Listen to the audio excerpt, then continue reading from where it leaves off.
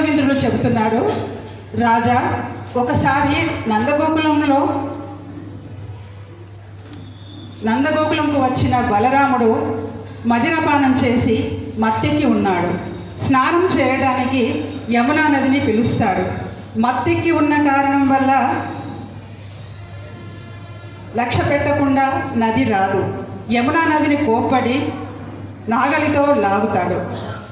యమునా నది భయపడి, నీ బలం తెలియక తప్పు చేసినాను, క్షమించమంటుంది. బలరాముడు క్షమించి వదిలేస్తాడు. బలరాముని పరాక్రమం గుర్తుగా యమున నాగలితో లాగడం ఇప్పటికీ వంకరగా అట్లానే కనిపిస్తూ ఉంటుంది.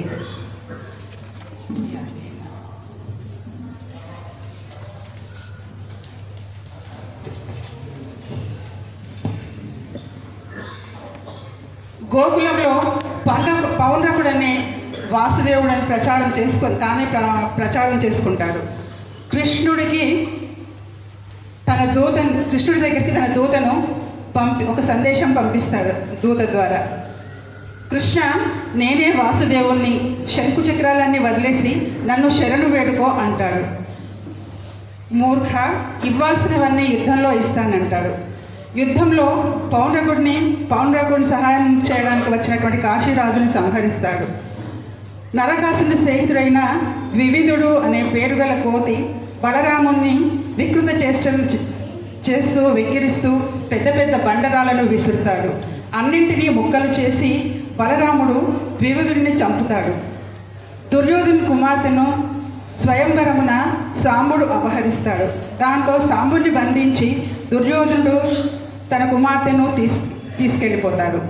ఈ విషయం బలరామునికి తెలిసి ముందు మర్యాదగానే సాంబుని అప్పగించమని అడుగుతాడు. వినకపోవడంతో హస్తినాపురాన్ని గంగలో పడవేయడానికి తీసుకెళ్తూ ఉండగా భయపడి కౌరవులు కృష్ణుని శరణు వేడగా, భయపడకండి అని కృష్ణుడు అభయమిస్తాడు. బలరాముడు వదిలేస్తాడు. కౌరవులు ఇచ్చిన కానుకలతో కొడుకు కోడలతో ఇంటికి వెళ్తారు. నారదుల వారు కృష్ణుడు 16,000 మంది పెళ్ళిళ్ళు చేసుకుని ఎట్లా ఉంటున్నాడో అన్ని ఇళ్లలో చూసి రకరకాల పనుల్లో దర్శనం ఇవ్వగా ఆశ్చర్యపోతాడు.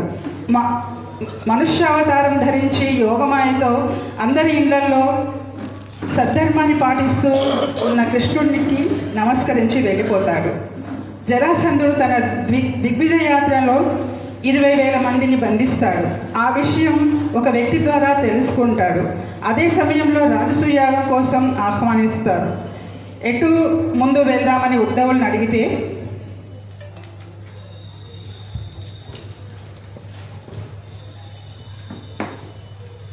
ముందు రాజసూయ యాగం అంటాడు.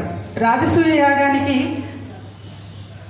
దేవతలు, పితృదేవతలు, ఋషులు, సప్త బంధువులు, మిత్రులు చాలా సంతృప్తి కలుగుతుందని దానికోసం ధనం సమకూర్చుకోవడానికి జైత్రయాత్రకు పంపమంటాడు. జరాసంధుని జయించలేదని ముగ్గురు భీమార్జునులు, కృష్ణుడు బ్రాహ్మణ వేషంలో అతనిని యాచించడానికి వెళ్తారు. బ్రాహ్మణులు అడిగితే అతడు కాదనకుండా ఏదైనా ఇచ్చేస్తాడు. ఆ ముగ్గురిలో యుద్ధం చేయడం కోరుకుంటాడు. సరే, యుద్ధమే అనుగ్రహిస్తున్నాను అంటాడు. అర్జునుడు నాకన్నా చిన్నవాడు, నీవు ఒకసారి సముద్రంలో దాక్కున్నావు. మీ ఇద్దరితో నేను యుద్ధం చేయను. నాకు భీముడే సమబుజ్జి, ఆయనతో మాత్రమే చేస్తాను అంటాడు. కృష్ణ తేజస్సుతో భీముని బలం పెంచి జరాసంధుడి మరణ రహస్యాన్ని దృష్టాంతంగా చెట్టు కొమ్మను 2గా చీల్చి అటు ఇటు పడవేస్తాడు. ఆ విధంగా 2 చీల్చి ఇటుది అటు అటుది ఇటు పడవేసి చంపుతాడు. తన వద్ద బందీగా ఉన్న 20,000 మంది రాజులను విడుదల చేసి వారి వారి రాజ్యాలకు అప్పగిస్తాడు. రాజసూయ యాగానికి వచ్చిన వారందరికీ మర్యాదలు జరుగుతుండగా శిశుపాలుడు మాత్రం కృష్ణుడిని నిందిస్తూనే ఉంటాడు. కొంతమంది రాజులు శిశుపాలుడిని చంపే యత్నం చేస్తారు. అతన్ని బలపరిచే రాజులు వారిని ఎదుర్కొంటారు. కృష్ణుడు లేచి తన చక్రంతో శిశుపాలుడిని తలను ఖండిస్తాడు. అందరూ చూస్తుండగానే శిశుపాలుడి నుండి ఒక దివ్య తేజస్సు కృష్ణుడిలో లీనమవుతుంది. ధర్మరాజు సోదరులు, పరివారం వారి వారి విధులు నిర్వహించి బ్రాహ్మణులకు ఘనంగా సన్మానించినారు. ధర్మరాజు యొక్క ఐశ్వర్యాన్ని, యజ్ఞ మహోత్సవాన్ని చూసి దుర్యోధనుడు ఓర్వలేకపోయినాడు. మయసభలో నీరు ఉందేమోనని దోవతి మీదికి పట్టుకొని నడుస్తాడు, కానీ అక్కడ నీరుండదు. నీరు లేదనుకొని నడిచిన చోట నీటిలో దిగబడతాడు. అక్కడ స్త్రీలు, భీముడు మొదలగు వారు నవ్వుతారు. దాన్ని అవమానంగా భావిస్తాడు దుర్యోధనుడు. కృష్ణుడు సాందీపుని ఆశ్రమంలో చదువుకునే రోజుల్లో బాల్యమిత్రుడు పేదవాడైన సుధాముడు భార్య కోరిక మేరకు వస్తాడు. కృష్ణుడు పరిపరి విధాల సేవ చేస్తాడు.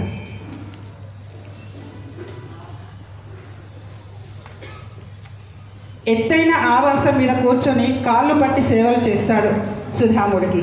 సుధాముడి అంతరంగం గమనించిన కృష్ణుడు నా కోసం ఏమి తెచ్చినావని అడిగి పిడికెడు అటుకులు నోట్లో వేసుకుంటాడు. రెండో పిడికెడు వేసుకోబోతుండగా పరుగున రుక్మిణి వచ్చి వారిస్తుంది. స్వామి, ఇప్పటికే పిడికెడు అటుకులకే అతనికి సర్వసంపదలు సమకూరినాయి. ఇంకో పిడికెడు తింటే నీవు, నేను, మన పరివారం అంతా అతనికి ఊడిగం చేయాల్సి వస్తుంది అని కృష్ణుడిని వారిస్తుంది. ఇంటికి వెళ్ళిన సుధామ తన ఐశ్వర్యానికి ఆశ్చర్యపడి పిడికెడు అటుకులు తిని అపార సంపాదించిన కృష్ణుడికి నమస్కరిస్తాడు. కృష్ణుడు వాసుదేవునికి బ్రహ్మజ్ఞానం ఉపదేశిస్తాడు. అర్జునుడు త్రిదండి సన్యాసిగా వచ్చి కృష్ణుడి సహాయంతో సుభద్రను పెళ్లి చేసుకుంటాడు. సుభద్రను రథం మీద ఎక్కించుకొని వెళ్ళి బలరాముడు కోపించగా కృష్ణుడు కాళ్ళు పట్టుకొని శాంతింపజేస్తాడు. తరువాత బలరాముడు సుభద్రార్జునులకు మహాధనంతో పాటు చతురంగ బలగాలు, దాసీరస జనాన్ని ఇచ్చి కానుకలు ఇచ్చి పంపిస్తాడు. ఇప్పుడు మధ్యాహ్న సమయంలో శ్రీవాండ్ల శ్రీనివాస్ శర్మ గారు ఈ క్రింది విషయాలు చర్చిస్తారు. ఋషులు యదువంశం నాశనం కోసం శపించడం, భగవంతుని అవతారముల వర్ణన, సత్సంగ మహిమ, కర్మ విధులు, భక్తియోగ మహిమ,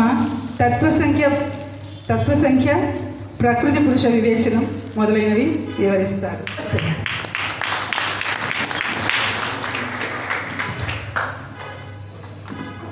శ్రీకృష్ణ హరే కృష్ణ గోవింద హరే మురారే, హే నాథ నారాయణ వాసుదేవా, హే నాథ నారాయణ వాసుదేవా. శ్రీకృష్ణ గోవింద హరే మురారే, శ్రీకృష్ణ గోవింద హరే మురారే, హే నాథ నారాయణ వాసుదేవా, శ్రీనాథ నారాయణ వాసుదేవా. శ్రీకృష్ణ గోవింద హరే మురారే, శ్రీకృష్ణ గోవింద హరే మురారే, శ్రీనాథ నారాయణ వాసుదేవా, శ్రీనాథ నారాయణ వాసుదేవా. హరి ఓం సభాయ నమః. సదానందో విజయతే సదానందం వందే మదనానంద సంహితం శ్రీకృష్ణానంద పర్యాప్తం శారదాక్షేత్ర సంస్థితం సదానంద సమారంభం మదనానంద జీవితం శ్రీకృష్ణ మాధవోపేతం గురుమండలమాశ్రయే. శ్రీ గురు సదానంద స్వామియే నమః. ఓం శ్రీ గురు మదనానంద సరస్వతీ స్వామియే నమః. ఓం శ్రీ గురు కృష్ణానంద సరస్వతీ స్వామియే నమః. ఓం శ్రీ గురు మాధవానంద సరస్వతీ నమః. ఓం శ్రీ గణాధిపతయే నమః. శ్రీ శారదామాత్రే నమః. ఓం శ్రీ కృష్ణ పరబ్రహ్మణే నమః. శ్రీ భవానీ చంద్రమౌళీశ్వర నమః. ఓం శ్రీ సీతాలక్ష్మణ భర్తశత్రుఘ్న హనుమత్ రామచంద్ర పరబ్రహ్మణే నమః. ఓంకారబిందు సంయుక్తం నిత్యం జాయంత్యోగినాం కామదమోక్షం తస్మై ఓంకారాయ నమో నమః. ఋషులు యదువంశమును శపించుట అనేటువంటి 11వ స్కంధం నుండి ప్రారంభమవుతుంది. శుకుడు పరీక్షణ్ మహారాజుకి చెప్పడం జరుగుతుంది. రాజా, శ్రీకృష్ణుడు బలరామంతో కలిసి రాక్షస సంహారం చేసి వైరవంతో ఒకరినొకరు చంపుతున్నట్లు చేసి అతి తొందరగా భూభారం తొలగించినాడు. దుర్యోధనాలు చేసిన కపట జీవితము, ద్రౌపదిని పట్టి లావుట, భీమునకు విషం పెట్టుట, మున్నగు దుష్కృత్యములతో కోపించిన పాండవుల నిమిత్తంగా చేసుకుని కౌరవ పాండవ సేనలకు చేరిన దుర్మార్గులైన రాక్షసులందరినీ చంపి శ్రీకృష్ణ భగవానుడు భూభారం తొలగించినాడు. ఆ తర్వాత యాదవులతో భూభార కారణభూతులైన రాజ్యశైలను చంపితే ఈ విధంగా ఆలోచనాడు, లోకం దృష్టిలో భూభారం అంతా తగ్గిపోయింది, కానీ నా దృష్టిలో మాత్రం ఇది పూర్తిగా లేదు అని దుర్జయమైన యాదవ కులం అంతా విస్తారంగా ఉన్నది. వారిని ఆశ్రయించడం వల్ల ఇతరులతో కూడా సాధ్యం కాదు. ఈ యదువంశం అంతా కలహం పుట్టించి వారిలో వాళ్ళు చెప్పుకున్నట్టు చేయాలని చెప్పేసి అనుకోవడం జరిగింది. ఈ విధంగా నిశ్చయుడిని శ్రీకృష్ణవాడు అంతకుముందు జరిగిన ఒక బ్రాహ్మణ శాపం ఆధారంగా చేసుకుని ఈ యదువంశం చాలా నాశనం చేయడానికి కోరుకోవడం జరిగింది. తన వారందరి తన అవతార ప్రయోజనం సాధించి తన వారందరినీ చక్షాది వృత్తులను తన ఎందుకు వివరించుకొని ఇక ముందు జన్మింపబోవు మానవులు నుండి తరించి వరకు తన కీర్తిని విస్తరింపేసి ఈ కీర్తితోనే సంసార చీకటి సులభంగా దాటిపోగలరు అని భావించి పరమాత్మ తన దామం చేరినాడు. ఈ మాటలు విన్నటువంటి పరీక్షణ్ మహారాజు శుకయోంద్రంతో బ్రాహ్మణ భక్తులు దాసలు శ్రీకృష్ణ భగవాన్ని నమ్మి ఉన్నవారైనటువంటి యాదవ కులము బ్రాహ్మణ శాపం కలుగుట ఆశ్చర్యం కలిగించినది. శాపం ఏ విధంగా కలిగింది? భగవంతునిందే మనసు నిలుపుకున్న యాదవులకు అంతఃకలమే ఎత్తగలిగింది. దీనినంతా వివరించి చెప్పండి అని అడగడం జరిగింది. అప్పుడు శుకుడు ఈ విధంగా అడిగినాడు. అప్పుడు రాజా శుక మహర్షిని అడిగినాడు, రాజా శ్రీకృష్ణ భగవానుడు ప్రాప్త కాముడేను సుందర రూపం ధరించి ద్వారకా నగమన సంసారం నుండి గృహస్థనందును సుఖపడుతున్న వారికి వారి చేయవలసిన కర్మలను గురించి తెలియజేయడానికి తాను స్వయంగా కర్మను ఆచరిస్తూ ఆనందపడుతూ తన వంశమును ఉపసంహరించుటకు నిశ్చయించుకొను. ఈ విధంగా పవిత్ర కర్మ నిర్వహణ నిమిత్తంగా శ్రీకృష్ణ భగవానుడు మునులను ఆహ్వానించినాడు. వారు పుణ్యప్రదమైనటువంటి కర్మలను క్రియాకలాపములను నిర్వహించినాడు. తర్వాత వారు శ్రీకృష్ణ వద్ద సెలవు తీసుకుని ద్వారకా నగరానికి దగ్గరలో ఉన్న పిండారక తీర్థములకు వెళ్ళినారు. వారిలో ఎవరు ఉన్నారంటే విశ్వామిత్రుడు, అసితుడు, కణ్వుడు, దుర్వాసుడు, భృగుడు, అంగీరుడు, కశ్యపుడు, వామనుడు, అత్రి, వశిష్ఠుడు, నారదుడు మొదలైన వారు ఉన్నారు. అక్కడ యాదవ కుమారుడు ఆటలను మహర్షుని చూచి సాంబుడైనటువంటి యొక్క యాదవ బాలకుడి గర్భిణీ స్త్రీగా వేషం వేయించి ఆ మునుల వద్దకు వెళ్ళి వారికి నమస్కరించినాడు. బ్రాహ్మణోత్తములారా, ఈమె గర్భవతి, సిగ్గుతో ఈమె మేము అడుగుటకు వెనకాడుతున్నందున ఆమె పక్షమున మేము అడుగుతున్నావు. ప్రసవకాలం సమర్పించింది, ఈమెకు మగపిల్లవాడు పుడతాడా ఆడపిల్లవాడుతాడా అని చెప్పేసి అడగడం జరిగింది. రాజా వంచిపమున ముందు కోపించి ఈ విధంగా అన్నారు, మూర్ఖులారా, ఈమెకు వంశం నాచేటువంటి ముసలం పుడుతుంది అని చెప్పేసి చెప్పడం జరిగింది. ఆ మాటలు విన్న యాదవ బాలకులు మిక్కిలి భయపడి వెంటనే సాంబని ఉదరను కట్టబడిన వస్త్రం ఇప్పి చూడగా ఉక్కుతో చేయబడిన ముసలము అంటే రోగలి బండ వారికి అనిపించింది. అప్పుడు వారి విధంగా అనుకున్నారు, దురదృష్టవంతమైన మనం ఎందుకు ఈ పాడు పని చేసినాము? జనులు మనలను గూర్చి ఏమనుకుంది, ఎంత నిందిందురో కదా అని భయం పొంది వారు ఆ మునులను తీసుకొని వెళ్ళకపోయినారు. ఆ ముసలం సభకు తీసుకుపోయిన తర్వాత విషయమంతే ఉగ్రసేన మహారాజుకు విన్నవించారు. కానీ శ్రీకృష్ణుకు ఈ విషయం తెలియలేదు. తర్వాత ద్వారకావాసులందరూ అమోఘమైన బ్రాహ్మణ శాపం విని ఆ మునులను చూచి భయభీతులను పొందినారు. ఉగ్రసేన మహారాజా ఆ ముసలంను చూర్ణం చేయించి సముద్రంలో పారవించాడు. చూర్ణం చేయగా మిగిలిన ఇనుప ముక్క చిన్నగా ఉండి దాన్ని సముద్రంలో వేసినారు. ఆ ముక్క ఒక చేప మింగింది. చూర్ణము సముద్రమాలతో నెట్టివేయటూ తీరం నుండబడి తుంగగడ్డిగా మొలిచింది. ఇనుప ముక్కను మింగిన చేప ఇతర ముత్యములతో పాటు బోయవాని వలలో పడింది. దాని కడుపున లభించిన ఇనుప ముక్కను బోయవాడు బాణంగా చేసి చిన్న ముద్దుగా చేసుకుని బాణంకు ఏర్పాటు చేసుకున్నది. ఈ విషయమంతా తెలిసిన వాడు శ్రీకృష్ణ భగవానుడు మౌనంగా ఉన్నాడు. శాపము మనుషులకు అతనికి అవకాశం ఉన్నా కూడా అతన్ని ఆధారంగా చేసుకుని నాశనం అనుకున్నప్పుడు అతను మౌనంగానే ఉండిపోయాడు శ్రీకృష్ణ పరమాత్మ. తర్వాత శుకుడు ఈ విధంగా వివరించినాడు. రాజా ఆ విధంగా ఇష్టపడలేదు. శుకుడు వివరించినాడు మళ్ళా, రాజా శ్రీకృష్ణ భగవాన్ రక్షణలో ఉన్న ద్వారకా నగరులకు శ్రీకృష్ణ దర్శనంతో నారదమహాముని కొంతకాలము ఆచరణకు నివర్తించుండెను. రాజా మృత్యు ఎప్పుడైనా రావచ్చని తెలిసిన మనిషి ఎవడైనను మహాన్వితుడైన శ్రీకృష్ణుని పాదకములను నిరంతరము సేవించుడు. రాజా ఒకప్పుడు వసుదేవుడు తన ఇంటికి వచ్చి సుఖంగా కూర్చుని నారదునకు నమస్కరించి ఇట్లా, నారద ఋషి తండ్రి వచ్చుడితో పిల్లలకు సుఖ సంతోషములు సమకూరిన విధంగా మీ వంటి మహానుభావులు వచ్చుట వలన సమస్త జీవులకు సుఖం కలుగును. మనుషులు సేవించు విధానమును అనుసరించి దేవతలు సేవకు తగినంత మాత్రమే అనుగ్రహం చూపుదురు. మనిషి చలనమును అనుసరించి అతని నీడ కదిలిన విధంగా ఈ అనుగ్రహములను వారి ఆగ్రహంతో కలుగు అతి వర్షాలను జీవులకు దుఃఖము కూడా కలుగుతుడు. కానీ మీ వంటి సత్పురుషుల అనుగ్రహము జీవులకు సుఖమనే కలిగించును. సత్పురుషులు నిరంతరము దీనులపై వాత్సల్యతే చూపుచుందురు. తమరు నాకు భాగవత ధర్మను ఉపదేశించని. ఈ ధర్మమును వింటో మనిషి సర్వభయం నుండి ముక్తుడగను. ఇంతకుముందు నేను పుత్ర సంతానం కొరకు మాత్రమే మోక్షం ఇచ్చినటువంటి పరమాత్మను ఆరాధించితిని, కానీ మోక్షం కొరకు కాదు.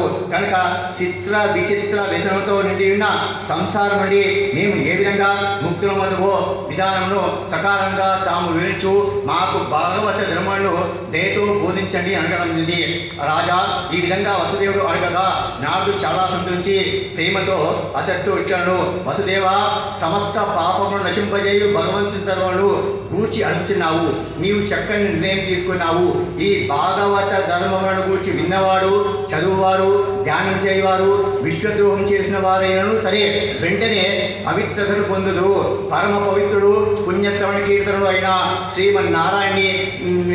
నారాయణ నాకు గుర్తు తెప్పించినావు. ఎంత అద్భుతము! నీవు అడిగిన భగవంతుని ధర్మమును నిర్ణయం నుంచి ఋషభుని కుమారుడైన నవసిద్ధులకు జనక మహారాజుకు తగిన సంవాద రూపమైన ఇతిహాసం తెలిపను. శ్రద్ధగాను మనుపుత్రుడు ప్రియవతుడు, ఇతని కుమారుడు అద్వితుడు, అతని కుమారుడు నాభి, అతని కుమారుడే వృషభరుడు. ఇతడు వాసుదేవుని యొక్క అంశ కలిగినటువంటి వాడు. ఇతనికి భగవంతుడు మోక్షధర్మను బోధించకు ఈ వృషభదేవుడు వాసుదేవుడు గలవాడు. భగవంతుడు మోక్షధర్మను బోధించకు ఈ రూపమున అవతరించినాడని పెద్దలు. ఇతనికి 100 మంది కుమారులు. వృషభదేవునకు 100 మంది కుమారులు కలిగిరు. వారిలో నిరంతరము నారాయణ భక్తుడైన భగవతుడు పెద్దవాడు. అజనాభం అనే పేరు గల ఇంతకుముందు ఎప్పుడు మనకు ఉన్నటువంటి వాళ్ళు అజనాభం అనే పేరు గల ఈ దేశమునకు ఇతని పేరనగానే భారతదేశం అనేటువంటి పేరు వచ్చింది. అతడు రాజ్యసుఖములను అనుభవించి రాజ్యము, గృహము, వల్లి శ్రీహరిని ధ్యానించు 3 జన్మల లోపలి అతడు మోక్షం పొందడం జరిగింది. వసుదేవ, తక్కిన వారు 9 బ్రహ్మవర్తము మొదలగు 9 భర్తవర్ష ఖండములకు అధిపతులైనారు. తర్వాత 9 నవతోలుగా బ్రహ్మవేత్తలుగా ప్రసిద్ధి పొందినారు. మిగిలిన 81 మంది కుమారులు కర్మ మార్గమును ప్రచారం చేయటకు బ్రాహ్మణ ధర్మను స్వీకరించినారు. బ్రహ్మవేత్తలైన 9 మంది ఋషభభక్తులు మహానుభావులై, మునీశ్వరులై, దిగంబరులై, ఆత్మవిద్యా విశాలులై ప్రసిద్ధి చెందినారు. వారు కవి, హవి, అంతరిక్షుడు, ప్రబుద్ధుడు, పిప్పలాయనుడు, అభిర్హోత్రుడు, ద్రుమిరుడు, శమనుడు, కరవాలనుడు అని వారి పేర్లు. వారు భగవంతుని స్వరూపమైన ఈ విషయంలో తమకంటే వేరేదిగా చూడక భూమండలంలో సంచారం చేయండి. వారు అటు స్వేచ్ఛాగమనంగాలై సర్వసమంగా విముక్తులై సురసిద్ధ సాధ్య గంధర్వాది లోకమందు, అదేవిధంగా ముని చారణ విద్యాధరాది లోకమందులో స్వేచ్ఛగా తిరుగుతుంది. వారు ఋషీశ్వరులతో నిర్వహింపబడుతున్న నిమి చక్రవర్తి యజ్ఞమునకు వెళ్ళినారు. సూర్యుని వలె ప్రకాశించిన పరమ భాగవతులైన వారిని చూసిన నిమి చక్రవర్తి అగ్నులు బ్రాహ్మణులతో వారి వద్దకు వెళ్ళినారు. వారు పరమాత్మ జ్ఞాన సంపన్నులుగా గుర్తించిన విదేహుడు నిమి విదేహ చక్రవర్తి విదేహుడు నిమి సంతోషించి వారికి పూజలు చేసినాడు. బ్రహ్మపుత్రులైన ధనగాలతో సమానైన వారిని విదేవుడు ఈ విధంగా అడిగినాడు. అయ్యలారా, మీరు భగవంతుని పాఠశాలుగా భావించున్నారు. విష్ణు భక్తులైన వారు లోకమును పవిత్రం చేయడం అంతలా తిరుగుతుంటారు. ఈ మానవ శరీరం సులభంగా లేదు. ఇది క్షణభంగము. శ్రీహరికి ప్రీతిపాత్రులైన మీ వంటి వారి దర్శనం ఇంకనూ దుర్లభము. ఋషీశ్వర్లారా, మేము అత్యంత క్షేమకరమైన విషయం గురించి అడుగుతున్నాను. ఈ ప్రపంచమున అర్థ క్షణకాలమైనను సత్పురుష సాంగీతం కలుగుట విధి పొందిన లాభం వలె ఆనందం కలిగించు. మీరు నాకు భాగవతులను బోధించండి. ఆ ధర్మంలో అనుష్ఠించడం వల్ల పరమాత్మ సంతోషి అతను శరణు పొందిన వారికి తనను కూడా ఇచ్చివేయను కదా. అప్పుడు నారదుడు వసుదేవునికి విషయం వివరిస్తూ ఇట్లన్నాడు. వసుదేవ, ఈ విధంగా నిమి అడిగిన తర్వాత సదస్సులు, ఋత్విజులు మొదలగు వారితో కూడిన నిమిషి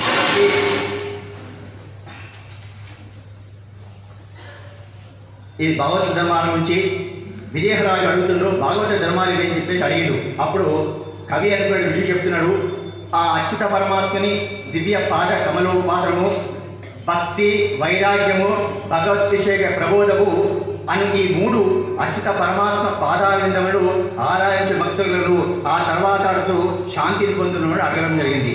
తర్వాత భగవద్భక్తుని ధర్మమేది, అతని స్వభావం ఏది అడిగిండు. అప్పుడు హరి అనేటువంటి విషయాలు చెప్తున్నాడు. తన యందు సర్వజీవుల యందు భగవంతుని దర్శిస్తూ అదేవిధంగా సమస్త జీవులను కూడా భగవంతుని యందు చూచువాడు భాగవత భక్తుడగును. ప్రేమ అని తాడుతో మనస్సులో భగవంతుని పాదపద్మలను బంధించి ఉంచిన వారి హృదయం నుండి శ్రీహరి అసలే వెలిగిపోడు. ఇటువంటి భక్తుడు భాగవత ప్రధానుడగుడు.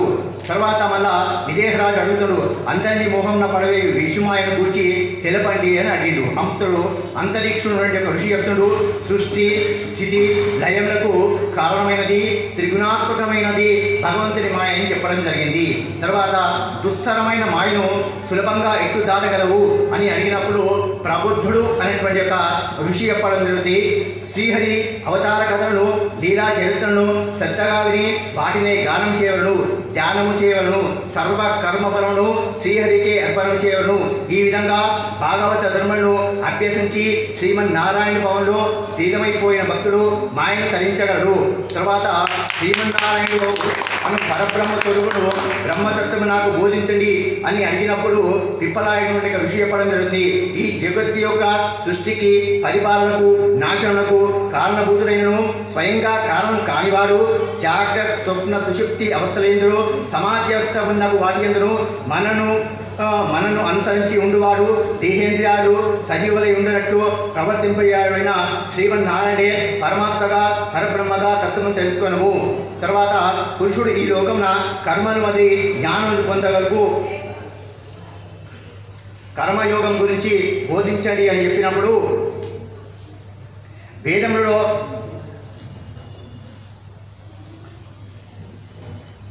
విధించబడినది కర్మ, విధించబడింది అకర్మ. కర్మను ఆచరింపకపోవుట వికర్మ. ఈ మూడింటి వేదముల ద్వారా తెలుసుకోను. వేదంలో విధించబడినది కర్మ, విదేశించబడింది అకర్మ, విధించబడిన కర్మను ఆచరింపకపోవుట వికర్మ. ఈ మూడింటిని వేదముల ద్వారానే తెలుసుకోగలడు, కానీ లౌకికంగా తెలియరాదు. వేదోక్త తంత్ర విధానంతో శ్రీహరిని ఆరాధించవను. ఈ విధితో పూజా పద్ధతిని తెలుసుకుని తనకు ఇష్టం వచ్చిన విగ్రహమూర్తి రూపంలో శ్రీహరిని ఆరాధించవను. తర్వాత శ్రీమన్నారాయణుడు ఏ స్వేచ్ఛా అవతారాలు ధరించి ఏ లీలను ప్రదర్శిస్తున్నాడో ప్రదర్శింపగలడో వారిని గురించి వివరించండి అని విదేహరాజు అడిగినప్పుడు ద్రుమిలుడు అనేటువంటి ఋషి చెప్పడం జరుగుతుంది. పరమాణ పురుషుడు ఆ సృష్టి సమయంలో రజోగుణంతో మొదట బ్రహ్మగా అవతరించుడు, జగత్పాలన కొరకు సత్యగుణంతో విష్ణువుగా అవతరించుడు. అదేవిధంగా ఈ జగత్తును నశింపజేయటకు తమో గుణంతో రుద్రుడుగా అవతరించినాడు. తర్వాత ధర్ముడు అనువానికి మూర్తి అను భార్య ద్వారా నరుడు నారాయణుడు అను రెండు రూపంతో పరమాత్మ అవతరించి నారద మహర్షులకు జ్ఞానయోగం బోధించి తాను స్వయంగా తపస్సు చేసినాడు. హంసరూపం ధరించి ఆత్మయోగును బోధించినాడు. దత్తాత్రేయుడిగా సనకాలుగా మా తండ్రియకు వృషభదేవుడిగా కళా అవతారం ధరించి ధర్మబోధ చేసినాడు. ఆ తర్వాత హైగ్రీవుడిగా అవతరించి పాతాళం నుండి వేదములను తీసుకొని వచ్చినాడు. అదేవిధంగా అవాంతర ప్రళయకాలమున మీనావతారం ధరించి మనువును భూమిని ఔషధులను రక్షించినాడు. వరాహావతారం ధరించి భూమండలను ఉద్ధరించి హిరణ్యాక్షుని చంపినాడు. కూర్మావతారం ధరించి అమృతమదన సమయంన మందర పర్వతం ధరించినాడు. శ్రీహరి అవతారం ధరించి శరణార్థులైన గజేంద్రుని ముసలి బారి నుండి రక్షించినాడు. కశ్యప మహర్షికి సమిధనం చేస్తూ నీటి మడుగులో పడిపోయిన వారిక్యులను ఋషులను రక్షించినాడు. వృతాసురుని సంహరించి ఇంద్రుని బ్రహ్మహత్యా దోషం నుండి రక్షించినాడు.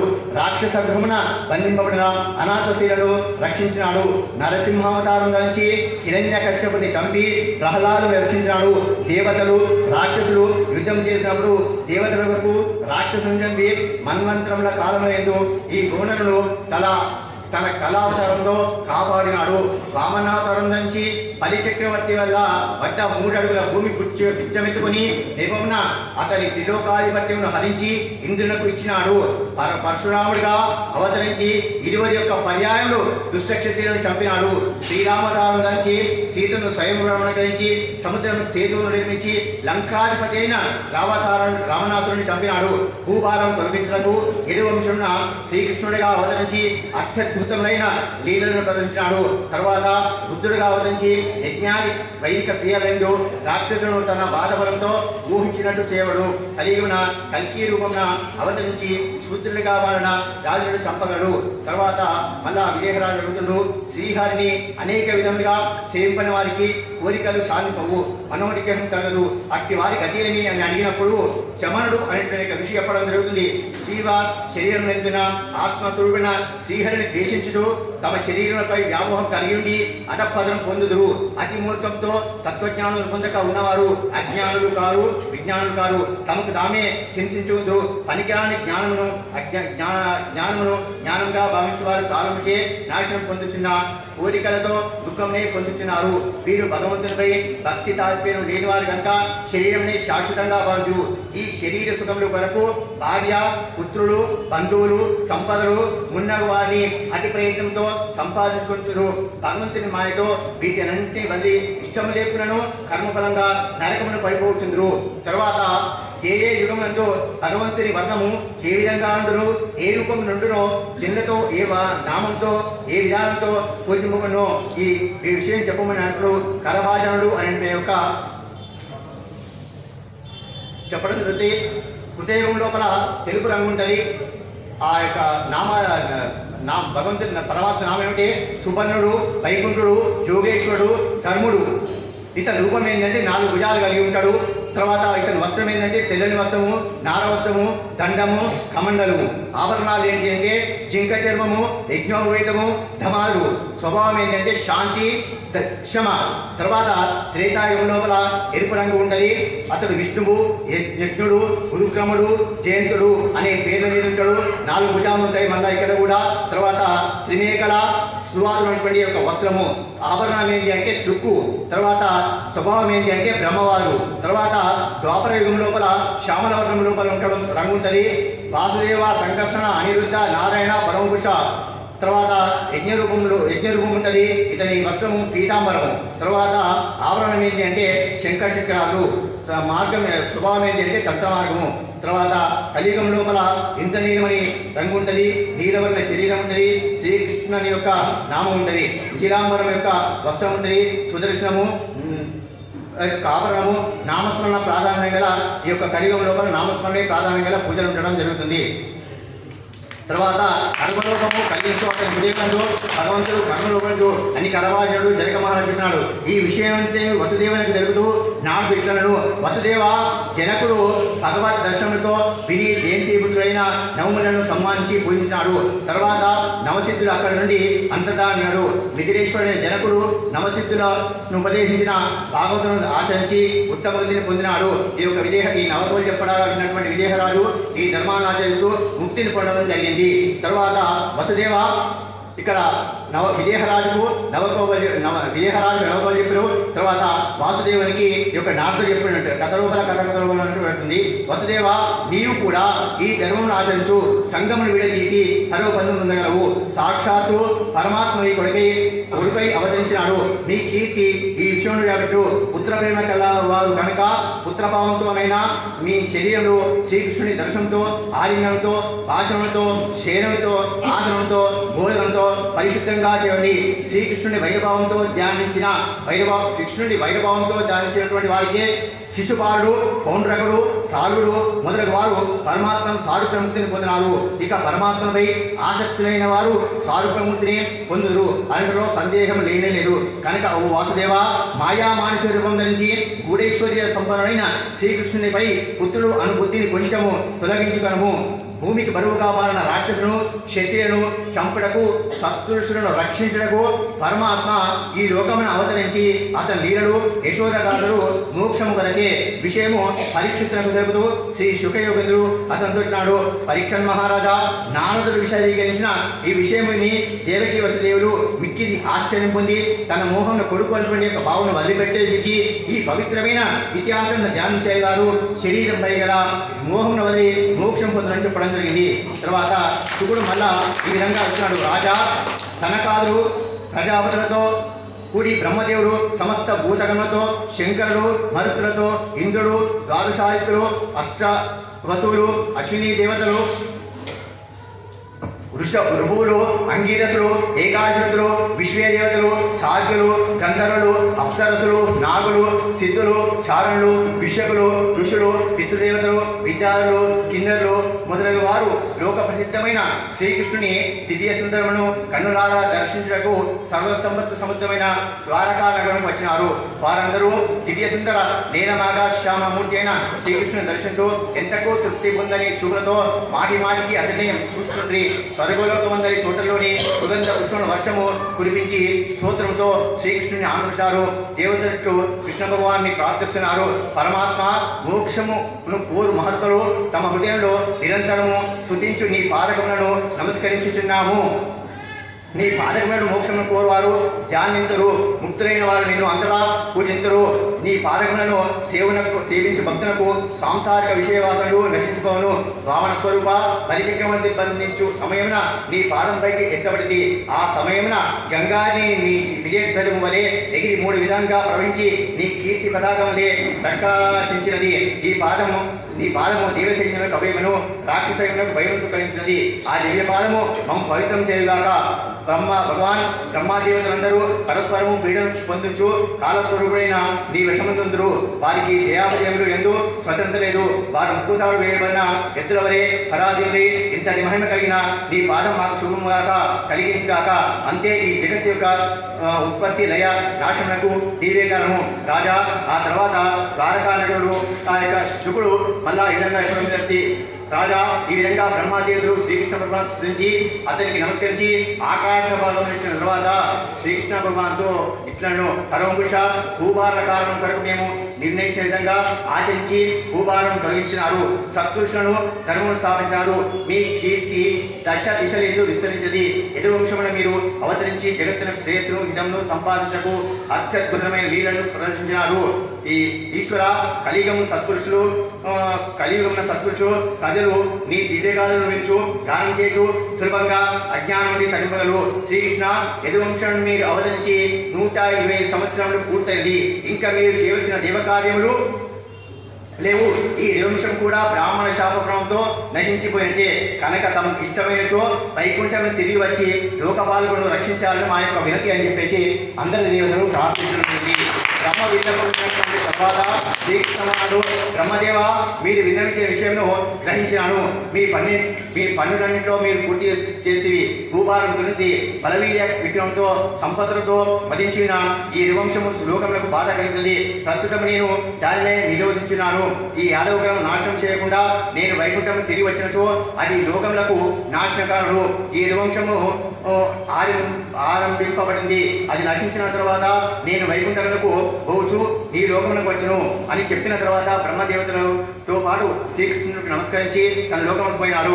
రాజా ఆ తర్వాత ద్వారకా నగరున అనేక ఉత్పాదనలు సంబంధించి వాటిని చూచి శ్రీకృష్ణుడు యాదవ పుత్రులను సమావేశపరిచి వారితో ఇట్లను యాదవులారా ఈ ఉత్పాదనలన్నీ వైపులా కనబడుతున్నవి. మన వంశమునకు బ్రాహ్మణ శాపం కలది. అందువల్ల బ్రతకాల్సిన వారు ఇక్కడ ఉండకూడదు. ఈనాడే మనము ప్రవాస క్షేత్రములకు పోదము. ఆలోచింపరాదు. ఈ క్షేత్రం మిక్కిలి ప్రభావం కలది.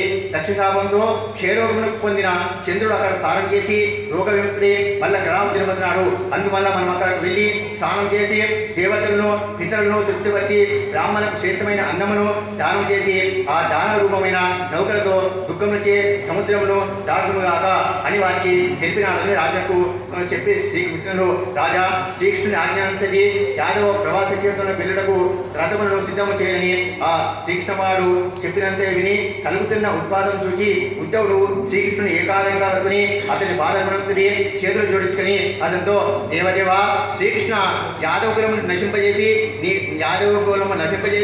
నీవు తప్పక భూలోకమును విడిచిపోదలుచుకున్నావు. అందువల్లనే బ్రాహ్మణ శాపం తొలగించకు నీవు సమర్థుడై వెళ్ళి కూడా ఆ శాపం ఆపలేదు. నేను నీ పాదకములను ఒక అరక్షణం కూడా విడిచి ఉండలేదు. స్వామి ఈ లోకమునకు నన్ను కూడా తీసుకెళ్ళిపోము. కృష్ణ నీ చరితామృతమును ఒక్కసారైనా ఆస్వాదించిన వాడు ఇతర విషయంలో వదిలి నేను మరి పడుకుంటూ కూర్చునుట, తినుట, తిరుగుట, ఆట, ఆవుట ఉన్న విషయం లేదు. నేను నీతో కలిసి ఉన్న నిన్ను నేను ఎట్లు వదిలివేయను. నీవు అనుభవించి వదిలిన పూలను, గంధములను, వస్త్రములను, అలంకారమును నేను అలంకరించుకుందు. నీవు తిని వదిలిన ఎంగిలి తినుచున్న నేను నీ మాయను జయించదు. బ్రహ్మచారులు వాయువాహారులు అయిన ఋషులు ఏ ముక్తిధామను చేరుకుందో ఆ భక్తులతో పాటు నీ లేదా శ్రవణ కీర్తనాలతో సంసారము దాటి నీవు ఆచరించి బోధించిన ధర్మలు నిరంతరము ధ్యానం చేసుకొనుచు ఆ దివ్యధామను నేను కూడా చేరుకోను అని అన్నాడని తెలుపుతూ శుకుడు వివరించిన రాజా ఈ విధంగా తనను ఏకాంతంగా ప్రార్థించిన తన ప్రియ భక్తుడైన ఉద్ధవంతో శ్రీకృష్ణ భగవానుడు ఈ విధంగా మాట్లాడినాడు. శ్రీకృష్ణ ఈ విధంగా అన్నాడు, ఉద్ధవా నీవు కోరినట్లు చేయడం నాకు ఇష్టమే. బ్రహ్మదేవుడు, శివుడు మొదలగు వారు నా వైదిక దివ్యధామన నివర్తించటకు ఆపేక్షించినారు. ఉద్ధవా నేను ఎందువరకు అవతరించవచ్చిందో ఆ దేవకార్యం నెరవేరినది. ఈ యాదవ వంశం ఒకరిపైన ఒకరు ద్వేషభావం పెంపొందించుకొని నశింపగలరు. తర్వాత 7వ రోజు లోపల ఈ ద్వారకా నగరం సముద్రం నుంచి వేయగలరు. నేను ఈ లోకంలో వదిలి వేసిన మరుక్షణున ఈ లోకంలో సమస్త శుభములు నశించిపోయి కలిగి రావచ్చును. మిత్రమా ఉద్ధవా, అందువల్ల నీవు ఇక్కడ ఉండవద్దు. ఇక ముందు జనులు అధర్మం అభిరుచి కలిగి ఉండరు కనుక నీవు ప్రజలపై, బంధువులపై స్నేహం వదిలి నాపై మనస్సు నిలుపుకొని సర్వజీవులపై సమదృష్టి గలవాడి లోక సంచారం చేయొచ్చు. అంతేగాక మనస్సు, వాక్కు, కన్నులు, చెవులు మొదలకు వాటితో గుర్తింపబడిన ఈ ప్రపంచమున్నయు మాయయు రక్షించుకున్నయు తెలుసుకున్నాము. చంచలమైన మనసు గల వారికి ఈ ప్రపంచమున అనేక విషయ భ్రమ కలుగును. ఈ భ్రమయే గుణదోషంతో కూడిను. ఈ గుణదోషంతో ఉన్న మనిషి బుద్ధిలో కర్మ, అకర్మ, వికర్మ అనుచరించు. అజ్ఞానంతో కూడినదే వేదబుద్ధి కనుక ఉద్ధవ మనస్సును అదుపులో పెట్టుకుని ఈ జగత్తునంతటి నీలోను నిన్ను నాలోను దర్శనము, జ్ఞానము, ఆత్మవిజ్ఞానము కలిగిన వాళ్ళవి పరమాత్మానుభవంతో సంతోషం పొందిన నిన్ను ఏ విధమైన ఆటంకములు వాచు ఉన్న దోష బుద్ధి గల కావడి అతయుడై యోగి పిల్లవాని వలె ఒకప్పుడు కర్మం చేయొచ్చు, మరొక మారి కల్పం దూరంగా వదురు. కర్మను ఆచరించినప్పుడు అతనికి బుద్ధి కలుగు, గుణబుద్ధి కలుగుడు. కర్మలకు దూరంగా ఉన్నప్పుడు దోషబుద్ధి ఉండదు. ఈ విధంగా జీవాచార్యుడు నన్ను సర్వాంతర్యామిగా విశ్వాసుగా దర్శించు మరల సంసారం పొందడు. శ్రీకృష్ణుడు ఉద్ధవునికి బోధించాడని గురించి మళ్ళా ఆరాధతో ఇచ్చినాడు. రాజా ఈ విధంగా శ్రీకృష్ణుని ఆదేశం పొందిన జీవుడు ఉద్ధవుడు శ్రీకృష్ణుని నమస్కరించి ఇట్లా అన్నాడు, యోగీశ్వర, యోగాత్మక, నీవు బోధించిన సన్యాస లక్ష్యములు త్యాగం నా క్షేమం కొరిగే. కానీ విషయావాసన గల వారికి ఈ పద్ధతి కష్టసాధ్యంగా పంచు. భక్తి లేని వారి విషయంలో అతి దుష్కరమైనది. నీ ఉపదేశం యోగ్యుడని నేను నాది అను మూఢ బుద్ధి గలవాడి భార్యాపుత్రాల సంబంధము కలిగిన వాడి నీ మాయతో నిలుపకున్న ఈ శరీరంతో మునిపోయి ఉన్నాను కనుక నీ బోధనలు విని సులభంగా గ్రహించు విధానంగా ఉపదేశించుము. బ్రహ్మాదేవతలు కూడా నీ మాయతో మోహం పొందువారే కనుక నీవు తప్ప జ్ఞానోదయం చేయగల సమర్థులు దేవతలతో ఎవరు లేరు. అందువల్ల సంసార దుఃఖంతో ఉన్న నేను నారాయణ స్వరూపుడిని నిన్ను శరణు కోరుతున్నాను. ఆ మాటలు విన్న కృష్ణ భగవానుడు ఇట్లున్నాడు, ఉద్ధవా, లోకతత్వమును పరీక్షించుటూ జ్ఞానం పొందిన వారు తమకు తామే సంసార విషయవాసన నుండి ఉద్ధరించుకోరు. పశువు మొదలకు శరీరం మంచిది చెడును గుర్తించే విషయం తన ఆత్మనే తనకు గురువగును. పురుషుడు పురుష శరీరముతో వింతాయిత జ్ఞానము విషయించగలరు. ఎందువలన అనగా ప్రత్యక్ష జ్ఞానంతో, అనుమాన జ్ఞానంతో పురుషుడు శ్రేయస్సును పొందును. బుద్ధిమంతుడు మనుష్య శరీరముతో సర్వత్రా వ్యాపించిన నన్ను గుర్తించగలరు. ఈ జగత్తునందు 1, 2, 3, 4 పాదములు అనేక పాదములు పాదములు అయిన అనేక శరీరములు ఉన్నది. వాటిలో పురుష శరీరం నాకు అతి ముఖ్యమైనటువంటి ఇది ప్రత్యక్ష జ్ఞానము. జ్ఞానులు అనుమాన ప్రమాణం ద్వారా ఈ మానవ శరీరమందు నన్ను పరిశోధించి తెలుసుకుందరు. ఈ విషయం విస్తరించి తెలుపడి అవధూత దత్తాత్రేయ మను సంభారము అనుగల పేరు గల ఇతిహాసం పెద్దలు చెప్పుకుందరు. ఉద్ధవ, పూర్వకాలన అవధూత రూపమున ఒక యువకుడు నిర్భయంగా శ్రీకృష్ణుడు చూచి యదు మహారాజు అతను ఈ విధంగా అడిగినాడు, రామణోత్తమ, మీరు ఏ విధమైన కర్మను ఆచరించడం లేదు. సర్వలోక విలాసమైన ఈ బుద్ధి తమకు ఏ విధంగా కలిగింది? వైరాగ్య విద్యలో విద్వాంసులు కూడా చిన్న పిల్లవాని వలె నడుచుకుంటును. నిజోత్తమ, చాలా వరకు మనుషులు ఆయుష్యము, కీర్తి, ధనము మొదలగు వాని అంటే ఆపేక్ష గలవారే ధర్మ అర్థకాములను పురుషార్థం ఆచరించారు. కానీ నీవు సమర్థుడు, జ్ఞానివి, నేర్పటిగా అయ్యుండి కూడా చెడుని వలె, పిచ్చవాని వలె, పిశాచం వలె ఏ విధమైన కర్మను ఆచరించలేదు, ఏమీనూ కోరలేదు. సాధారణంగా జనులు కామలోకంలో అను దావాతిలో కాలిపోతున్నారు. కానీ కారుశిక్ష నుండి విముక్తమే గంగాజలమంత ఏడు వలె మీరున్నారు. మీరు ఈ కారుశిక్షలో పడక ఎట్లు ఉండగలుగుతున్నారు? ఈ విధంగా మీరు అది ఆనందంగా ఉన్నట్టు కారణం ఏమిటో వివరించండి అనగా వినయంతో యదు మహారాజు అడిగిన ప్రశ్నకు ఆ బ్రాహ్మణుడు ఈ విధంగా సమాధానం చెప్పినాడు. యదు మహారాజా, నేను బుద్ధిపూర్వకంగా అనేక గురువులను ఆశ్రయించాను. ఆయా గురువుల గూర్చి తెలుపడంలో భూమి, వాయువు, నీరు, ఆకాశము, అగ్ని, చంద్రుడు, సూర్యుడు, కపోతము, అజగరము, సముద్రము, పతంగము, తుమ్మెద, గజము, మధుహారి, జింక, ఇంగళ, అన్వేష, కురణము, కటుముపిట, బాలకుడు, కుమారి, బాణకర్త, సర్పము, సాలెపురుగు, బ్రహ్మకేతువు ఇది ఇలాంటి 24 గురువులను నేను జ్ఞానోపదేశం ఆశించాను. వీరి వృత్తులతో త్యాగము, గ్రహణం మొదలకు ప్రయోజనకరమైన విషయం నేర్చుకున్నాను. ఎవరి వల్ల ఏమి నేర్చుకున్నానో తెలియదగినవో సమయం ఉంది కాబట్టి 2-3 మాత్రమే చెప్తా, మిగతాన్ని కూడా చేసుకోండి. యదు మహారాజా భూమి దుష్టులతో వారు యదు మహారాజును బోధించగా యదువు అతనికి సమస్కరించి కాల్చినాడు. సంతోషించిన దత్తుడు పీతుడై స్వేచ్ఛగా వెళ్ళిపోయినాడు. ఉద్ధవ, మా పూర్వుడైన యదు మహారాజు అవధూత బోధలు విని సర్వసంగమును త్యజించి సమచిత్తుడి ముక్తిని పొందినాడు. శ్రీ విష్ణు భగవానుడు మళ్ళా వివరించినాడు. ఉద్ధవ, నేను బోధించిన ఆయా ధర్మంతో వర్ణాశ్రమ కులాచారములు, నిష్కాములై ఆచరణలను, విశేషములతో ప్రీతి పురుషుడు విషయ సుఖములంటే సత్యమైనగా నమ్మి వాటి కొరికే చేయ ప్రయత్నమని విపరీత బలమును ఇచ్చుట వ్యక్తులు దిద్దించేవాడి కల్లో అనేక విషయములు సూచుతూ కోరిక తీరినట్టుగా భావించగలను, కానీ అవి నిష్ఫలమేను. అదేవిధంగా ఇంద్రియముల ద్వారా కలుగు భేద బుద్ధియే నిష్ఫలమే.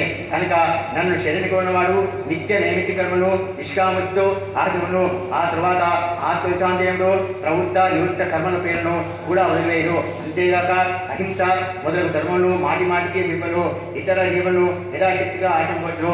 నియమ నియమాలు ఎందుకు కూడా ఆసక్తి ఉన్నది. శాంతులైన గురువును నా స్వరూపంగా భావించి ఉపాసన చేయవాడు అభిమానమది అరసత్వము లేక గురువు సేవ ఎందు దృఢమైన స్నేహబుద్ధి కలవాడి, అచంచలమైన మనస్సు సత్యవచండి గృహాలు ఎందు ఉదాసీన భావం కలవాడి, అన్నింటి ఎందు సంపత్తి కలవాడి, గురువును ఆదాంతు స్థూలదేహము సూక్ష్మదేహము అను 2 దేహముల కన్నా వేరేది ఆత్మని తెలుసుకును. దాహము ప్రకాశముకు అగ్ని కట్టె కంటే వేరేదిగా తెలుసుకున్నాను. అగ్ని కట్టెలపై చేరినప్పుడు కట్టెకు 4 నాశాలను పొందినట్టుగా నిత్యమైన ఆత్మ శరీరమందు ప్రవేశించినప్పుడు ఆ శరీరం కలుగు గుణములైన జరణ మన్నాదులు అనుభవించుతూ పరమాత్మని మాయాగుణంతో ఏర్పడిన శరీరం వల్ల జీవనకు సంసారము ఏర్పడుతున్నది. వాస్తవ విచారించినతో జీవుడు దేహం కన్నా వేరైనవాడు. బావుగా విచారించుకొని శరీరం ఉందిన ఆత్మను వేరుగా గుర్తించి దేహాలు సత్యమైనవి కావు అని తెలుసుకునేవాడు. ఉద్ధవ, ఆచార్యుడి కింద అరణి పాత్ర వంటివాడు, శిష్యుడు ఉద్ధారాన్ని పాత్ర వంటివాడు. వీరిద్దరి మధ్య సంబంధము మదనకాష్టమైన ఉపదేశము. ఆ మదనమందు పుట్టు అగ్ని వంటి ఇది జ్ఞానము. ఎత్తి విద్యాజ్ఞానంలో మాయను పోగొట్టు కట్టెను కాల్చుచున్న అగ్ని కట్టెను కాల్చి తాను శాంతిని పొందినట్టుగా ఈ జ్ఞానం శాంతి రూపం పొందును. ఈ విధంగా కలిగిన విద్యతో ఆత్మ ఆనంద రూపంలో కనుక శాశ్వతంగా ఉంటున్నది. ఆత్మ ఒకటి. కర్తృత్వాది ధర్మను ఆత్మ ఆశ్రయించిన శరీరోపాధికి సంబంధించి కర్మలను చేయు జీవుల సుఖదుఖమును అనుభవించు వాటి నాశనం నిత్యమని భావించదు. దానితో పాటు చందనాలు ఉనికి ప్రవాహ రూపును నిత్యమని భావించదు. వీటన్నింటికీ కర్తైన భగవంతుడు లేరు అని అంగీకరించ దాన్ని విధంగా ఇచ్చినాడు. ఉద్ధవ, సమస్త దేహదాలకు జన్మ మరణాది భావములు కాల ప్రభావన కలుగుచుండును. కర్మాచరణం చేయడానికి సుఖ దుఃఖాలను అనుభవించడానికి ఈ లోకంలో స్వాతంత్రం లేదు, సిద్ధాంతం సుఖం లేదు, మూర్ఖులకు దుఃఖం లేదు. అందువల్ల మేము కర్మ లేదు నిర్మలం కనుక సుఖంగా ఉన్నాము అన్నది కేవలము వ్యక్తమైన అహంకారం మాత్రమే. ఇటువంటి వారు సుఖ దుఃఖములు ప్రాప్తి నాశములు గుర్తింపరు. కానీ దేనివల్ల మృత్యువు కలగకుండా ఉండునో ఆ ఉపాయం వారు తెలుసుకోలేదు. కనుక ఈ పురుషులకు ఏది సుఖం కలిగించును ఏది కలిగించదు. చావు దగ్గర పడి వద్య స్థానంలో ఉన్న వానికి ఏ పదార్థము సంతోషం లేదు. ఇదే విధంగా స్వర్గాధికంలో కూడా భూలోకమందును స్పర్ధ, అసూయ, నాశనము, క్షయము అను దోషములు కలిగిస్తున్నది. నిష్ఫలమైనవి కూడా యజ్ఞ యాగాచరణములు ఏ విధమైన ఆటకములు లేకుండా నెరవేరించో వాని ద్వారా లభించే స్వర్గాలు ఏ విధంగా నెరవేరనో తెలిపెదను. యాజ్ఞికుడు ఈ లోకమున యజ్ఞముల ద్వారా దేవతలను సంతృప్తిపరిచి స్వర్గమునకు వెళ్ళను. ఆ స్వర్గమున దివ్య భోగములు అనుభవించును. దివ్యమైన విమానంతో ఉత్తమ వేషమును ధరించి అప్సరల మధ్య విహించు గంధర్వులతో ప్రేమతో సుగంగాడురు స్వేచ్ఛా సంచారం గల విమానంతో సంచారం చేయొచ్చు దేవతా స్త్రీలతో దివ్య స్వర్గ ఉద్యానవనందు కేరించో తను పతనమైపోతున్న విషయంగా తెలుసుకొనలేరు. ఈ పురుషుడు పుణ్యమంత వరకే స్వర్గ సుఖమును అనుభవించి పుణ్యం పరిశుభ్రుగానే పతనమగురు. ఉత్తవ అధర్మాచరణం చేసిన పురుషుడు స్త్రీలకు వశమై జీవులకు హింసను నియమములకు వ్యతిరేకంగా పశువులను చంపి భూత ప్రేత గణములు ఆరాధించేవాడు నరకములకు వెళ్ళి ఆ తర్వాత సావరిజనులు. ఈ విధంగా పురుషుడు తనకు లభించిన శరీరంతో దుఃఖదాయకమగు కర్మను చేయుట వలన తిరిగి జన్మను పొందును కనుక మానుష ధర్మముల వలన ఏ విధమైన సుఖము కలగదు. అంతేగాక ఈ లోకములు లోకపాలకులు 2 పరాక్రముల ఆయువు కలిగిన బ్రహ్మదేవుడు కూడా నాకు భయపడ్డు. ఇతరుల విషయం చెప్పవలసిన పని లేదు. సత్యాది గుణములు ఇంద్రియములను పుట్టించును, ఇంద్రియములు కర్మను సృజించును. జీవుడు ఇంద్రియాలతో కూడా కర్మగుణములు కనిపించును. జీవునకు గుణ వైషమ్యం ఉన్నంత వరకే అనేక జనులు ఈ జ్ఞానత్వం ఉన్నంత వరకే జీవుడు స్వతంత్రుడు కాడు. స్వతంత్రుడు కానంత వరకు నాతో భయం తప్పదు. ఈ గుణ వైషమ్యము దానివల్ల కలుగు క్షోభమును కర్మను సేవించు జీవులందరూ శోకమోహన పొందురు. సత్యాది గుణములను క్షోభించినప్పుడు మానవుడు నన్ను కాలము ఆత్మ ఆగమము యోగము మొదలగు పేర్లతో పిలుచుందరు. ఈ కాలాలను నాకంటే భిన్నమైనవి కనుక నివృత్తి మార్గమే శ్రేష్టమైనది.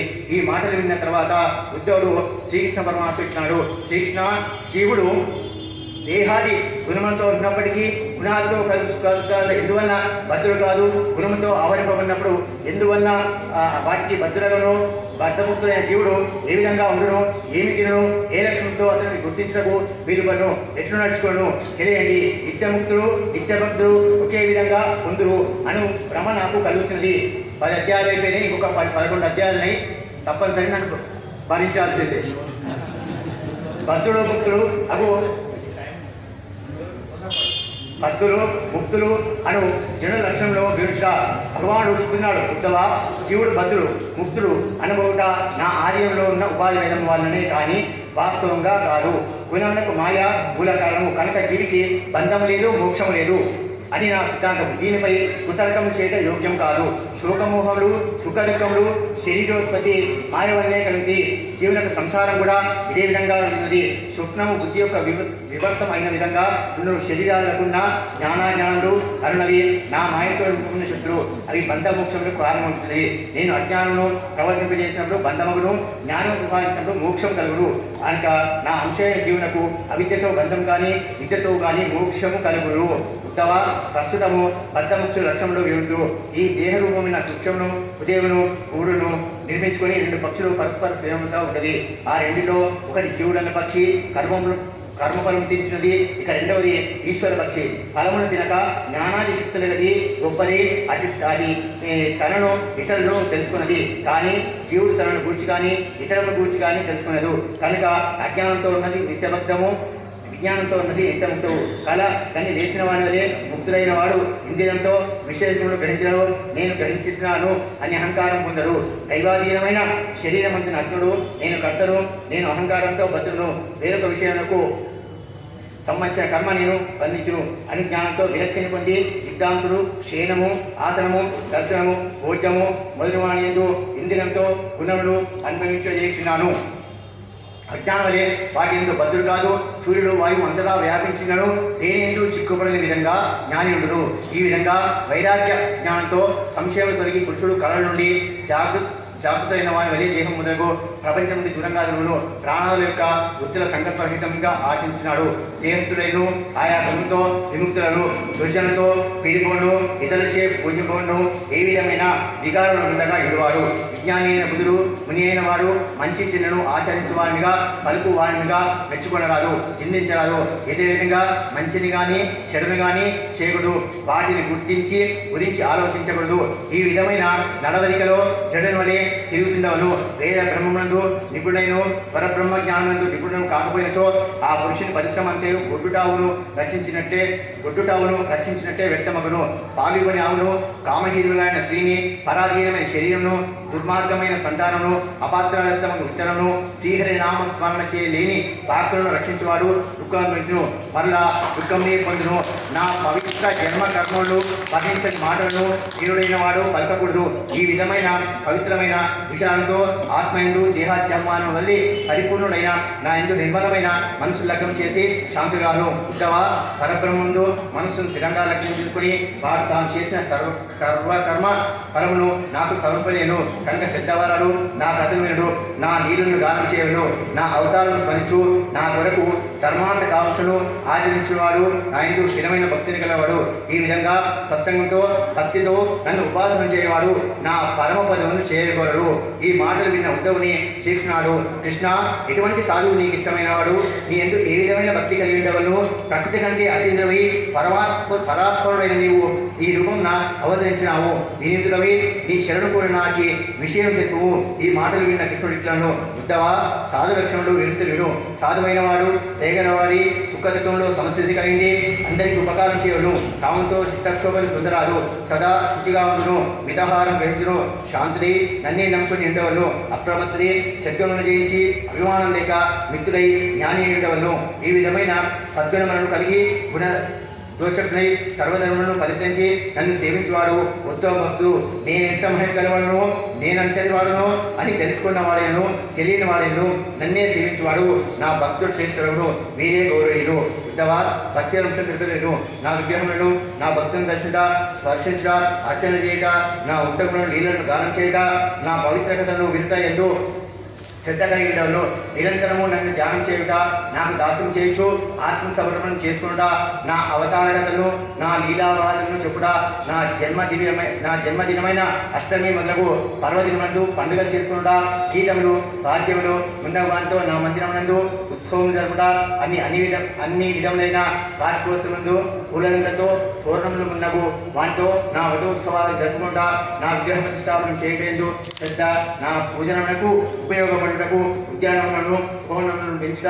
ఒకవేళ ఈ పనులు చేయడానికి శక్తి సామర్థ్యం లేచో ఇతరులకు సహకరించి శుభకార్యం నిర్వహించి ఉద్యోగంలో పాల్గొంటా, నా ఆలయం సమాచారం ఊడ్చుట, అలుపుట, ప్రోక్షణం చేయుట, సర్వతోభద్ర మొదలకు రంగవల్లిక తీర్చిస్తూ సేవకుల వలె నా మందిరం సేవించుతూ దురభిమానం లేకుండా చేసిన పనులను చెప్పుకోకుండా ఉండుట, నాకు సమర్పించిన వారిని ఉత్తర పనులకు వాడుకుంటా మొదలైనవి భక్తి వ్యక్తులు కనుక ఇష్టమైన పద్ధతి నాకు ఉత్తమ నీకు పూజాస్థానంలో వివరించను. సూర్యుడు ఆ యొక్క కృష్ణ పరమాత్మ యొక్క పూజనీయ స్థానం చెప్పడం జరుగుతుంది. సూర్యుడు, అగ్ని, బ్రాహ్మణుడు, గోవులు, విష్ణు భక్తులు, ఆకాశము, వాయువు, నీరు, భూమి, ఆత్మ, సర్వభూతములు అన్ని ఈ 11 నా పూజా స్థానాలు. సూర్యోపచారము మొదలైన చేయుచు సూర్యమండల మధ్యవర్తైన నన్ను ఆరాధించవలను. అగ్నితో హవిపదాంతో అర్చించడు, బ్రాహ్మణి ఆదిత్యం ద్వారా అర్చించవలను. ఉద్ధవ, నీకు పూజ స్థానములను వివరించను. సూర్యుడు, అగ్ని, బ్రాహ్మణుడు, గోవులు, విష్ణు భక్తులు, ఆకాశము, వాయువు, నీరు, భూమి, ఆత్మ, సర్వభూతములు అను ఈ 11 నా పూజా స్థానములు. సూర్యోపచారము మొదలైన చేయుచు సూర్యమండల మధ్యవర్తి నన్ను ఆరాధించను. అగ్నిని హవిర్పదాంతో అర్చమను, బ్రాహ్మణి ఆతిథ్యం ద్వారా అర్చనలు, ఆవులకు మేత వేసి పూజింపను, విష్ణు భక్తుని చుట్టం వల్లే ఆరాధించను. ఉదయాకాశమున ధ్యానం చేయుచు నన్ను ఆరాధించను. ప్రాణదృష్టితో వాయువును అర్చన చేయను, జలంతో తర్పణం చేసు జలమును ఆరాధించను, మంత్రోన్యాసాలతో భూమిని పూజించను, శరీరస్థిత ఆత్మను భోగంతో పూజింపను, సర్వభూతమేంద్రులు సమృద్ధితో నన్ను పూజింపను. వీటిని పూజించినప్పుడు శంఖచక్రాలతో కూడిన చతుర్భుజ రూపమున నా రూపం ధ్యానం చేసు నన్ను అర్చింపను. ఇష్టాపూర్తములను కలిగించు కర్మతో నిన్ను పూజించువాడు నా భక్తుడు. అన్ని విధములుగా ఆలోచించినట్లు భక్తి యోగము, సత్సంగత్యము తప్ప సంసారము తరించకు వేరే ఉపాయం లేదు. ఇది అతి రహస్యమైన విషయంలో తెలుసుకున్న నీకు అత్యంత రహస్యమైన ఇంకొక విషయం పొందు. నీవు నా సేవకుడవు, మిత్రుడు కనుక తప్పనిసరిగా చెప్పేది వినుము అన్నాడు. 12వ అధ్యాయం స్టార్ట్ అవుతుంది. భగవానుడు వివరించినాడు, ఉద్ధవ, నన్ను వశం చేసుకున్నకు సత్సంగం ఒకటే మార్గము. అష్టాంగ యోగములు, సాంఖ్యము, ధర్మము, వేదాధ్యయనము, తపస్సు, త్యాగము మొదలగు వ్రతములు, యజ్ఞములు, మంత్రములు, కీర్తములు, యమనియమములు ఇవి ఏమీ నన్ను వశం చేసుకున్నవు. సత్సంగం ఒకటే నన్ను వశం చేసుకున్న సమర్థమైంది. సత్సంగంతో రైతులు, రాక్షసులు, మృగములు, పక్షులు, గంధర్వులు, అప్సరసులు, నాగులు, విద్యాధులు, ఇదే విధంగా మనుషులు, వైశ్యులు, శూద్రులు, స్త్రీలు, తక్కువ క్రమంలో పుట్టినవారు వీరందరూ రజో ప్రకృతులైనను తమో ప్రకృతులైనను ఆయా యుగమందు అనేకులు నా స్థానం పొందినారు. వృతాసురుడు, ప్రహ్లాదుడు, హనుమంతుడు, బలి చక్రవర్తి, జాంబవంతుడు, జటాయువు, తులాధారుడు, వ్యాధుడు, కుబ్జ, గోపికలు, యజ్ఞభద్రుడు మొదలగు వారు వేదాధ్యయనం చేయలేదు. గొప్ప ఉపాసన మహత్యం గలవారు కాదు. అయినను సత్సంగం వల్ల నన్ను చేరినారు. అందులను గోపికలు, గోవులు, పర్వతములు, చెట్లు, నాగములు వీరు మూఢ బుద్ధి గలవారైనను కేవలము భగవద్భావంతో నన్ను చేరగలిగినారు. యోగము, సాంఖ్యము, దానము, వ్రతము, తపము మొదలు వారితో అతి ప్రయత్నం చేసి కూడా నన్ను పొందడం కష్టము. ఉత్తవ గోపికల భావను వివరించును వినుము. అక్రూరులు నన్ను ఉదరానికి తీసుకొని పోయిన తర్వాత గోపికలు తమకు సుఖం కలిగించు సమర్థనగా నన్నే భావించినారు. కానీ ఇతరులపై వారికి విషయం లేదు. నాతో వారు ఆయా రాత్రులను అసక్షణ విను పెట్టినాడు. నేను లేనప్పుడు రాత్రులను గోపికలు యుగంబలే గడిపినాడు. ఆ గోపికలు నాపై మనసులు నెప్పుకొని తన శరీరంలోకే కాక ఈ లోకమున పరలోకమును కూడా మరిచినారు. సమాధి స్థితిలో ఉన్న మునీశ్వరులు తమ నామ రూపమును మర్చి ధ్యానంలో నన్ను విధంగా గోపికలు కర్మే స్థితిలో పొందినారు. ఈ విధంగా వందల వేల గోపికల జారభావంతో నన్ను పొందినను సునిశ్చితమైన బుద్ధితో కూడా గుర్తింపుని పరబ్రహ్మ సుడుబడిన నన్ను కేవల సత్సంగంతో పొందినారు. ఉత్తవ నీవు వేదములు స్మృతులను వదిలి ఇది నిషేధను విడిచి సర్వాస్వభావంతో నన్ను శరణ పొందువు. నాతో నీవు నిలబడవై ఇవ్వము. ఈ మాటలు విన్న తర్వాత ఉద్ధవుడు మళ్ళా ఇట్లా అడిగినాడు. కృష్ణ, నీ మాట వివరించిన నాకు మనసులో ఉన్న సంశయం తొలగిపోవట్లేదు. నా మనసు మరింత భ్రమణకు పొందుతున్నది. అందువల్ల ఆ సంశయ ఛేదం చేయము. ఉద్ధవుని అనుమానం నివృత్తి చేయటకు శ్రీకృష్ణ మహారాజు ఉత్తవ పరమాత్మ తన మాయాభావంతో ప్రపంచంలో ప్రకాశించినాడు. అసత్యమైన ప్రపంచం సత్యవంతంతో జీవనకు అజ్ఞానం కలుగు, అజ్ఞానంతో కర్తృత్వము మొదలైనవి కలుగును. తర్వాత విధి నిషేధంలో అప్పుడు చిత్తవృత్తి కొరకు కర్మలు చేయవును. చిత్తం శుద్ధి అయిన తర్వాత కర్మాసక్తి నుండి నన్ను సేవింపును అని చెప్పమంది. ఈశ్వరుడి నుండి ఈ ప్రపంచం ఎట్టు పుట్టినదో తెలుపుతున్నాడు. పరోక్షుడైన ఈశ్వరుడు ఆధారాది చక్రములందు వ్యక్తులై మొదట పర అని పేరు గల నాదవంతమైన ప్రాణంతో ఆధార చక్రం పేరు. ఆ తర్వాత మనోమైన సూక్ష్మరూపమందు పశ్యంతి అని పేరుతో మణిపూరక చక్రమును ప్రవేశించి ఆ తర్వాత మధ్యమ అని పేరుతో విశుద్ధి చక్రమును ప్రవేశించి ముఖమందు మాత్ర స్వరము అను వర్గము అని పేరుతో ఐకరి అని పేరుతో నానా వేరు శాఖంగా మారుతుంది. అగ్ని ఆకాశించేది ఉష్ణము అగ్ని ఆకాశమున్న వేడి రూపంగా కనిపించకుండా అన్ని కాంత ముందు మదించినప్పుడు వాయువు సహాయంతో సూక్ష్మ రూపంగా నిలుగులుగా ఉండి కలిపి పదార్థంతో వృత్తి పొంది అగ్ని రూపంగా కనిపించినది. ఆ వేదవాక్కు నా అభివ్యక్తి రూపము. ఇట్లే మాట్లాడ హస్తము, పాదము, మల విసర్జనము, బుగ్గ, ముక్కు, స్పర్శ, శ్రవణము, మనస్సు, బుద్ధి మొదలకు సర్వ ప్రపంచము నా అభివ్యక్తి స్వరూపే. ఈ పరమేశ్వరుడు ఒక్కడే మొదట అవ్యక్త రూపంగా త్రిగుణంతో ఉన్నవాడు. ఆ తర్వాత కాల ప్రభావంతో వేరువేరైన ఇంద్రియమును మొదలగు శక్తి రూపంతో అనేక విధములుగా బాధించాడు. కులమందు చల్లబడిన విత్తనములు బహురూపం ధరించిన విధంగా దీనిని పోల్చవచ్చును. ఈ విధంగా సంసారములో ప్రవృత్తి స్వభావం గలది భోగములను అపవర్గములు కలిగించినది. ఈ విశ్వమంతియు వస్త్రమంతున్న దారం వలె పరివేషణలో వ్యాపించినది. ఉత్తవ ఈ ప్రపంచ వృక్షములకు పుణ్యము పాపము అన్నవి రెండు విత్తనములుగా ఉండరు. అపరిమితమైన కోరికలే దీనికి మూలము. త్రిగుణములు మొలకలు, పంచమహాభూతములు కొమ్ములు, శబ్దాది విషయములు రసము, 11 ఇంద్రియములు 100 కమ్ములు, దుఃఖములకు 2 పరములు. జీవుడు ఈశ్వరుడు అను 2 పక్షులు. ఈ వృక్షము సూర్యమండల పర్యంతము వ్యాపించినది. ఇటువంటి వృక్షం ఉత్తవ ఈ ప్రపంచ వృక్షములకు పుణ్యము పాపము అన్నవి 2 విత్తనములుగా ఉండును. అపరిమితమైన కోరికలే దీనికి మూలము. త్రిగుణములు మొలకలు, పంచమహాభూతములు కొమ్ములు, శబ్దాది విషయములు రసము, 11 ఇంద్రియములు 100 మారు కొమ్ములు, సుఖ దుఃఖములకు 2 ఫలములు. జీవుడు ఈశ్వరుడు అనేవి 2 పక్షులు. ఈ వృక్షములకు సూర్యమండల పర్యంతము వ్యాపించినది. ఇటువంటి వృక్షములకు గల సుఖ దుఃఖములకు గృహస్థులు గద్దలు అనుభవించుతున్నారు. సుఖఫలములను సన్యాసులు హంసలు అనుభవించుతున్నారు. ఒకే ఒకరి బహురూపంతో ఉన్న పరమాత్మని గురువు బోధంతో తెలుసుకున్న వాడు వేదాంతమును తెలుసుకునగలడు. ఉత్తవ గురువులను సేవించడం వలన భక్తి వలన కలిగిన సునిశ్చిత విజ్ఞానము గొండ్రగుడ్డలతో అహంకారం మొదటి నరికివేసి పరమాత్మను చేరిన తర్వాత సాధన సామర్థ్యంలో ఉత్తవ గురువులను సేవించడం వలన భక్తి వలన కలిగిన సునిశ్చిత విజ్ఞానము గండగుడ్డలతో అహంకారం నరికివేసి పరమాత్మను చేరిన తర్వాత సాధనా సమర్థిని వదిలివేయవలను. 13వ అధ్యాయము భగవాను మళ్ళా చెప్తున్నాడు, ఉత్తవ సత్యాది గుణములను ప్రకృతికే కానీ ఆత్మకు ఉండవు. అందువల్ల సత్యబుద్ధితో రజోత్తమ గుణమును అంతరింపయచ్చు. సత్యగుణమును సత్యంతోనే ఎట్లు అంతమో అనుమానము సమాధానములు. సత్యమైన వృత్తితో నా ఎందు సత్య లక్షణములు ధర్మము కలుగును. సత్యగుణము సాత్విక పదార్థ సేవనంతో కలుగును. తర్వాత ధర్మం వృద్ధి పొందును. ఆ ధర్మము రజోత్తమ గుణములను అంతమొందించును. అవి అంతమైన తర్వాత అధర్మం నశించు. శాస్త్రము, తీర్థము, ప్రజలు, దేశము, కాలము, కర్మ, జన్మము, ధాన్యము, మంత్రము, సంసారము ఈ 10 త్రిగుణములకు కారణములు.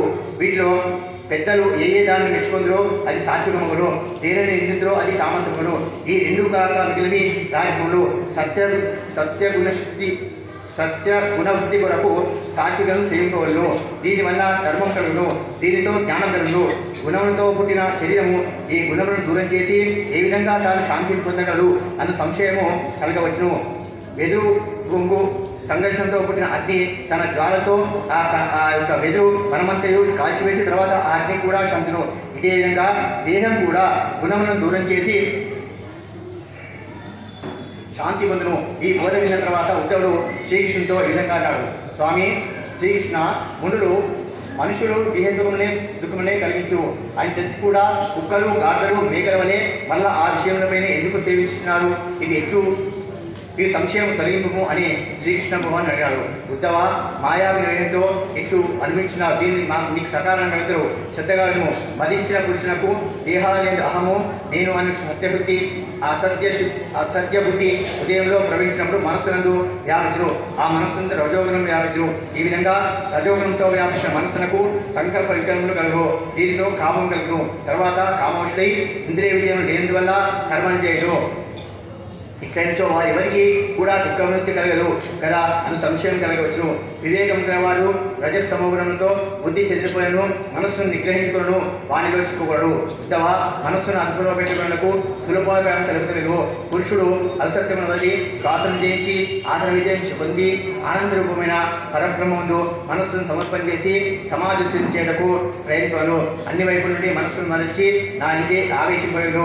ఈ యుగమంతయు నా శిష్యులైన సనకాలను నేను బోధించినాను. ఈ మాటలు విన్నటువంటి ఉద్ధవుడు శ్రీకృష్ణుని ఈ విధంగా అడిగినాడు, కృష్ణ, ఎప్పుడు ఏ రూపంలో నీవు బోధించినావు ఆ రూపంను తెలుసుకోవాలన్నది దయచేసి తెలుగునగా శ్రీకృష్ణ భగవానుడు ఉద్ధవునికి తెలిపాడు. ఉద్ధవ, ఒకనొక సమయంలో సనకాలు యోగము సూక్ష్మగతిని తెలుసుకున్న కోరి బ్రహ్మదేవుని అడిగింది. బ్రహ్మదేవ, చిత్తము విషయం నుండి స్వభావంగా పడించు. ఆ విషయమును చిత్తం నుండి చేరును. ఇట్లు జరిగినప్పుడు చిత్తం నుండి విషయం నుండి చిత్తము విడిపడుట ఏ విధంగా సంభవించు?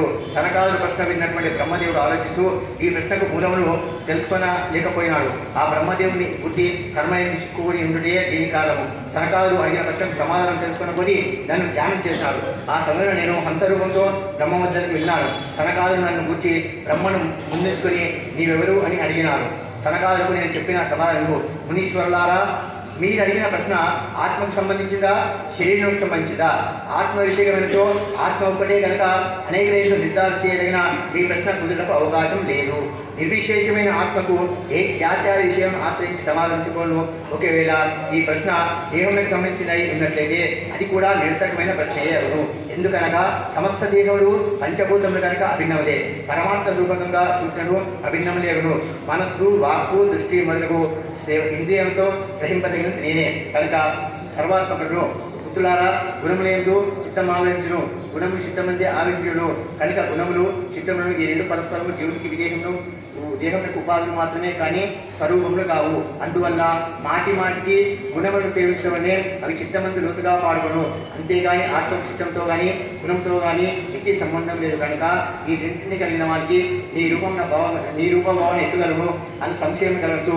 జాగ్రత్త స్వప్న సుషుప్తుల గుణముల వలన కలుగు శుద్ధి వృత్తులు జీవుడు వీటికి సాక్షిగా నిశ్చయించుకున్న జీవనవి ఉండవు. నేను జాగ్రత్తలున్నాను అని ప్రతి ఎట్టుగలను అని సంశయం ఉన్నట్టు జీవనం వల్ల ఈ బుద్ధి బంధం వల్ల కలిగి అది జీవనకు జాగ్రత్త గుణవత్తులను కలిగిస్తుంది. అందువల్ల చతుర్థ పురుషార్థ ప్రదాతైన నాయుడు సంలగ్న మనస్సులై ఈ బంధం మొదలైనను. అప్పుడు గుణములు మనస్సు ఒక దానితో మరొకటి వియోగను. ఆత్మకు అహంకారంతో కలుగు ఈ బంధములు అనర్థకారణంగా భావించి ఇవి దుఃఖములు కలిగించకు కారణంగా ఉంచిన బుద్ధిమంతులు చతుర్థ పురుషార్థమైన నాయుడు మనస్సులకి సంసారాలకు వదిలివేయరు. పురుషులకు అనేక విషయంలో ఎందు పరిభ్రమించు బుద్ధి ఎంతవరకు దూరం కాదు అంతవరకు వాడు జాగ్రత్తావస్థ ఎందునను విస్తరించడంతో సమానమే. ఈ నానత్వ బుద్ధి ఏ విధంగా తెలియకూడదు అని సంశయం కలిగి దేహం గలవారికి గల వర్ణము ఆశ్రమము మొదలగు భేదములు స్వర్గము మొదలగు ఫలితములు గతులు కర్మలు కారణములు మొదలవి ఆత్మకే లేవు అని అబద్ధములే. జాగ్రత్తావస్థలో ఉన్నప్పుడు పురుషుడు పొందిన విశేషములను వాసనాభావంతో స్వప్నంలో కూడా అన్వేషిస్తున్నాడు. సుశుద్ధిలో అవన్నీ ఉపద్రవించుకోడు. ఆ జీవుడే ఈ 3 అవస్థలను చూచువాడు. ఈ విధంగా విమర్శకులను జ్ఞానం అని కట్టితో అహంకారం నరికివేసి ఉదయంలో ఉన్న నన్ను సేవించండి, ఈ కనిపించినది అంతయు మాయ అని తెలుసుకొని దుష్ట ప్రపంచం నుండి దృష్టి మరల్చుకొని ఏ విధమైన కోరిక లేని వారే ఆత్మానందం పొందవను.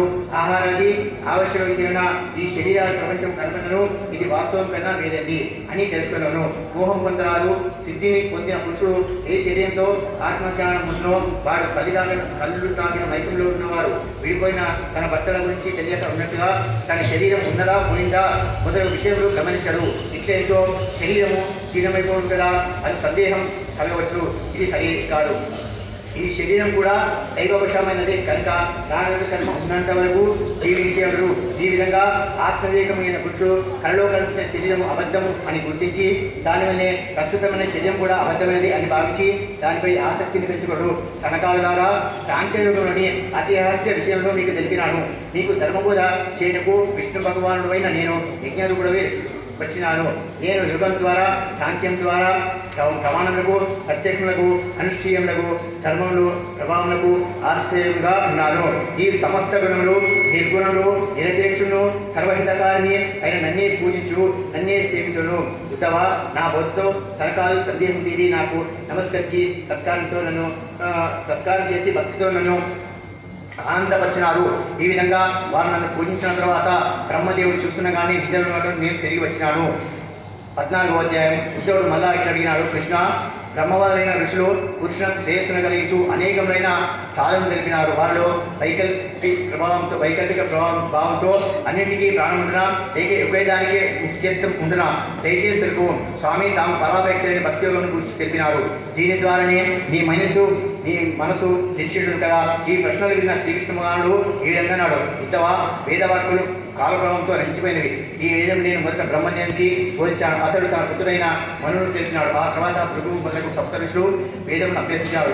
వారు తమ పుత్రులైన దేవతలకు చైత్రులకు సిద్ధులకు కందులకు విద్యార్థులకు శారులకు కిన్నెర కింపురుష నాగులకు రాక్షసులకు పొందినారు. వీరందరూ సత్యగుణ రజోగుణ తమోగుణ భక్తులు.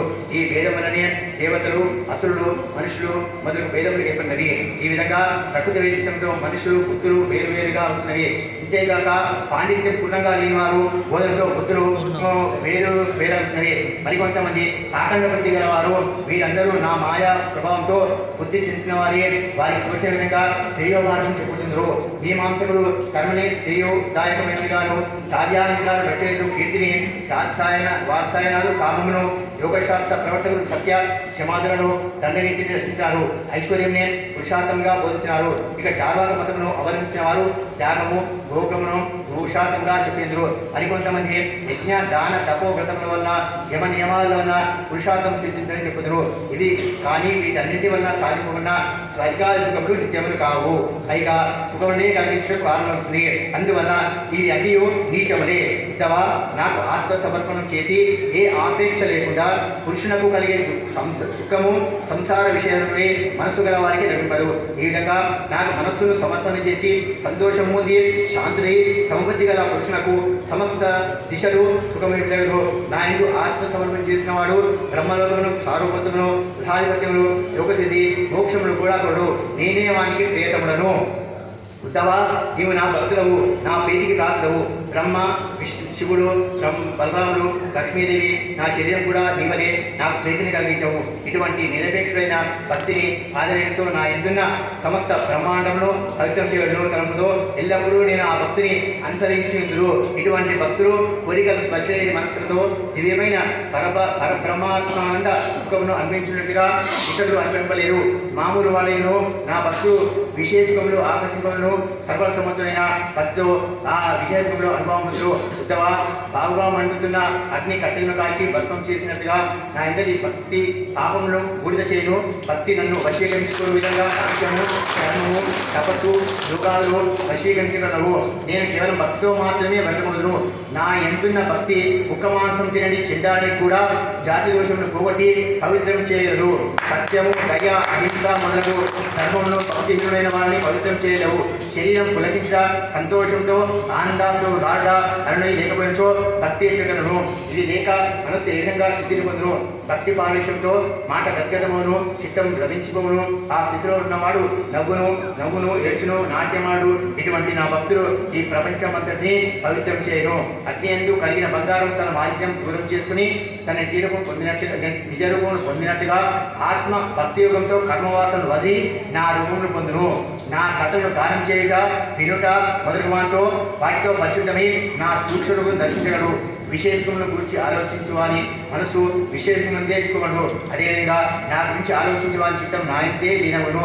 కనుక నన్ను పొందులకు భక్తి తప్ప ఇతర మార్గములు అబద్ధములను తెచ్చుకుని వాటికి వదిలి నా ఇంతే మనస్సును లగ్నం చేయము. ఆడవారితో స్నేహము వారి స్నేహం గలవారితో స్నేహం వదిలి ఏకాంతం నన్ను ధ్యానం చేయము. స్త్రీ సాంగత్యం గల వారితో సాంగత్యం వల్ల సంసార బంధము దుఃఖం కలిగినట్టుగా ఇతర సాంగత్యంతో కలదు. ఈ బోధనలు విన్న ఉద్ధవుడు శ్రీకృష్ణుని ఈ విధంగా అడిగినాడు. కృష్ణ, మోక్షాపేక్ష గల వారు నిన్ను ఏ విధంగా ధ్యానం చేయను? ఆ ధ్యానప్రశ్న వెనుకు ఉద్ధవుని మాట్లాడుతున్న కృష్ణుడు మళ్ళా ఈ విధంగా చెప్తున్నాడు. ఉద్ధవ, సాధకుడు ఆసనంపై కూర్చుండి చేతులను ఒడిలో పెట్టుకుని ముక్కు చివర చూపును నిలిపి పూరక కుంభక దేశకంతో ప్రాణమార్గమును శుద్ధించవచ్చును.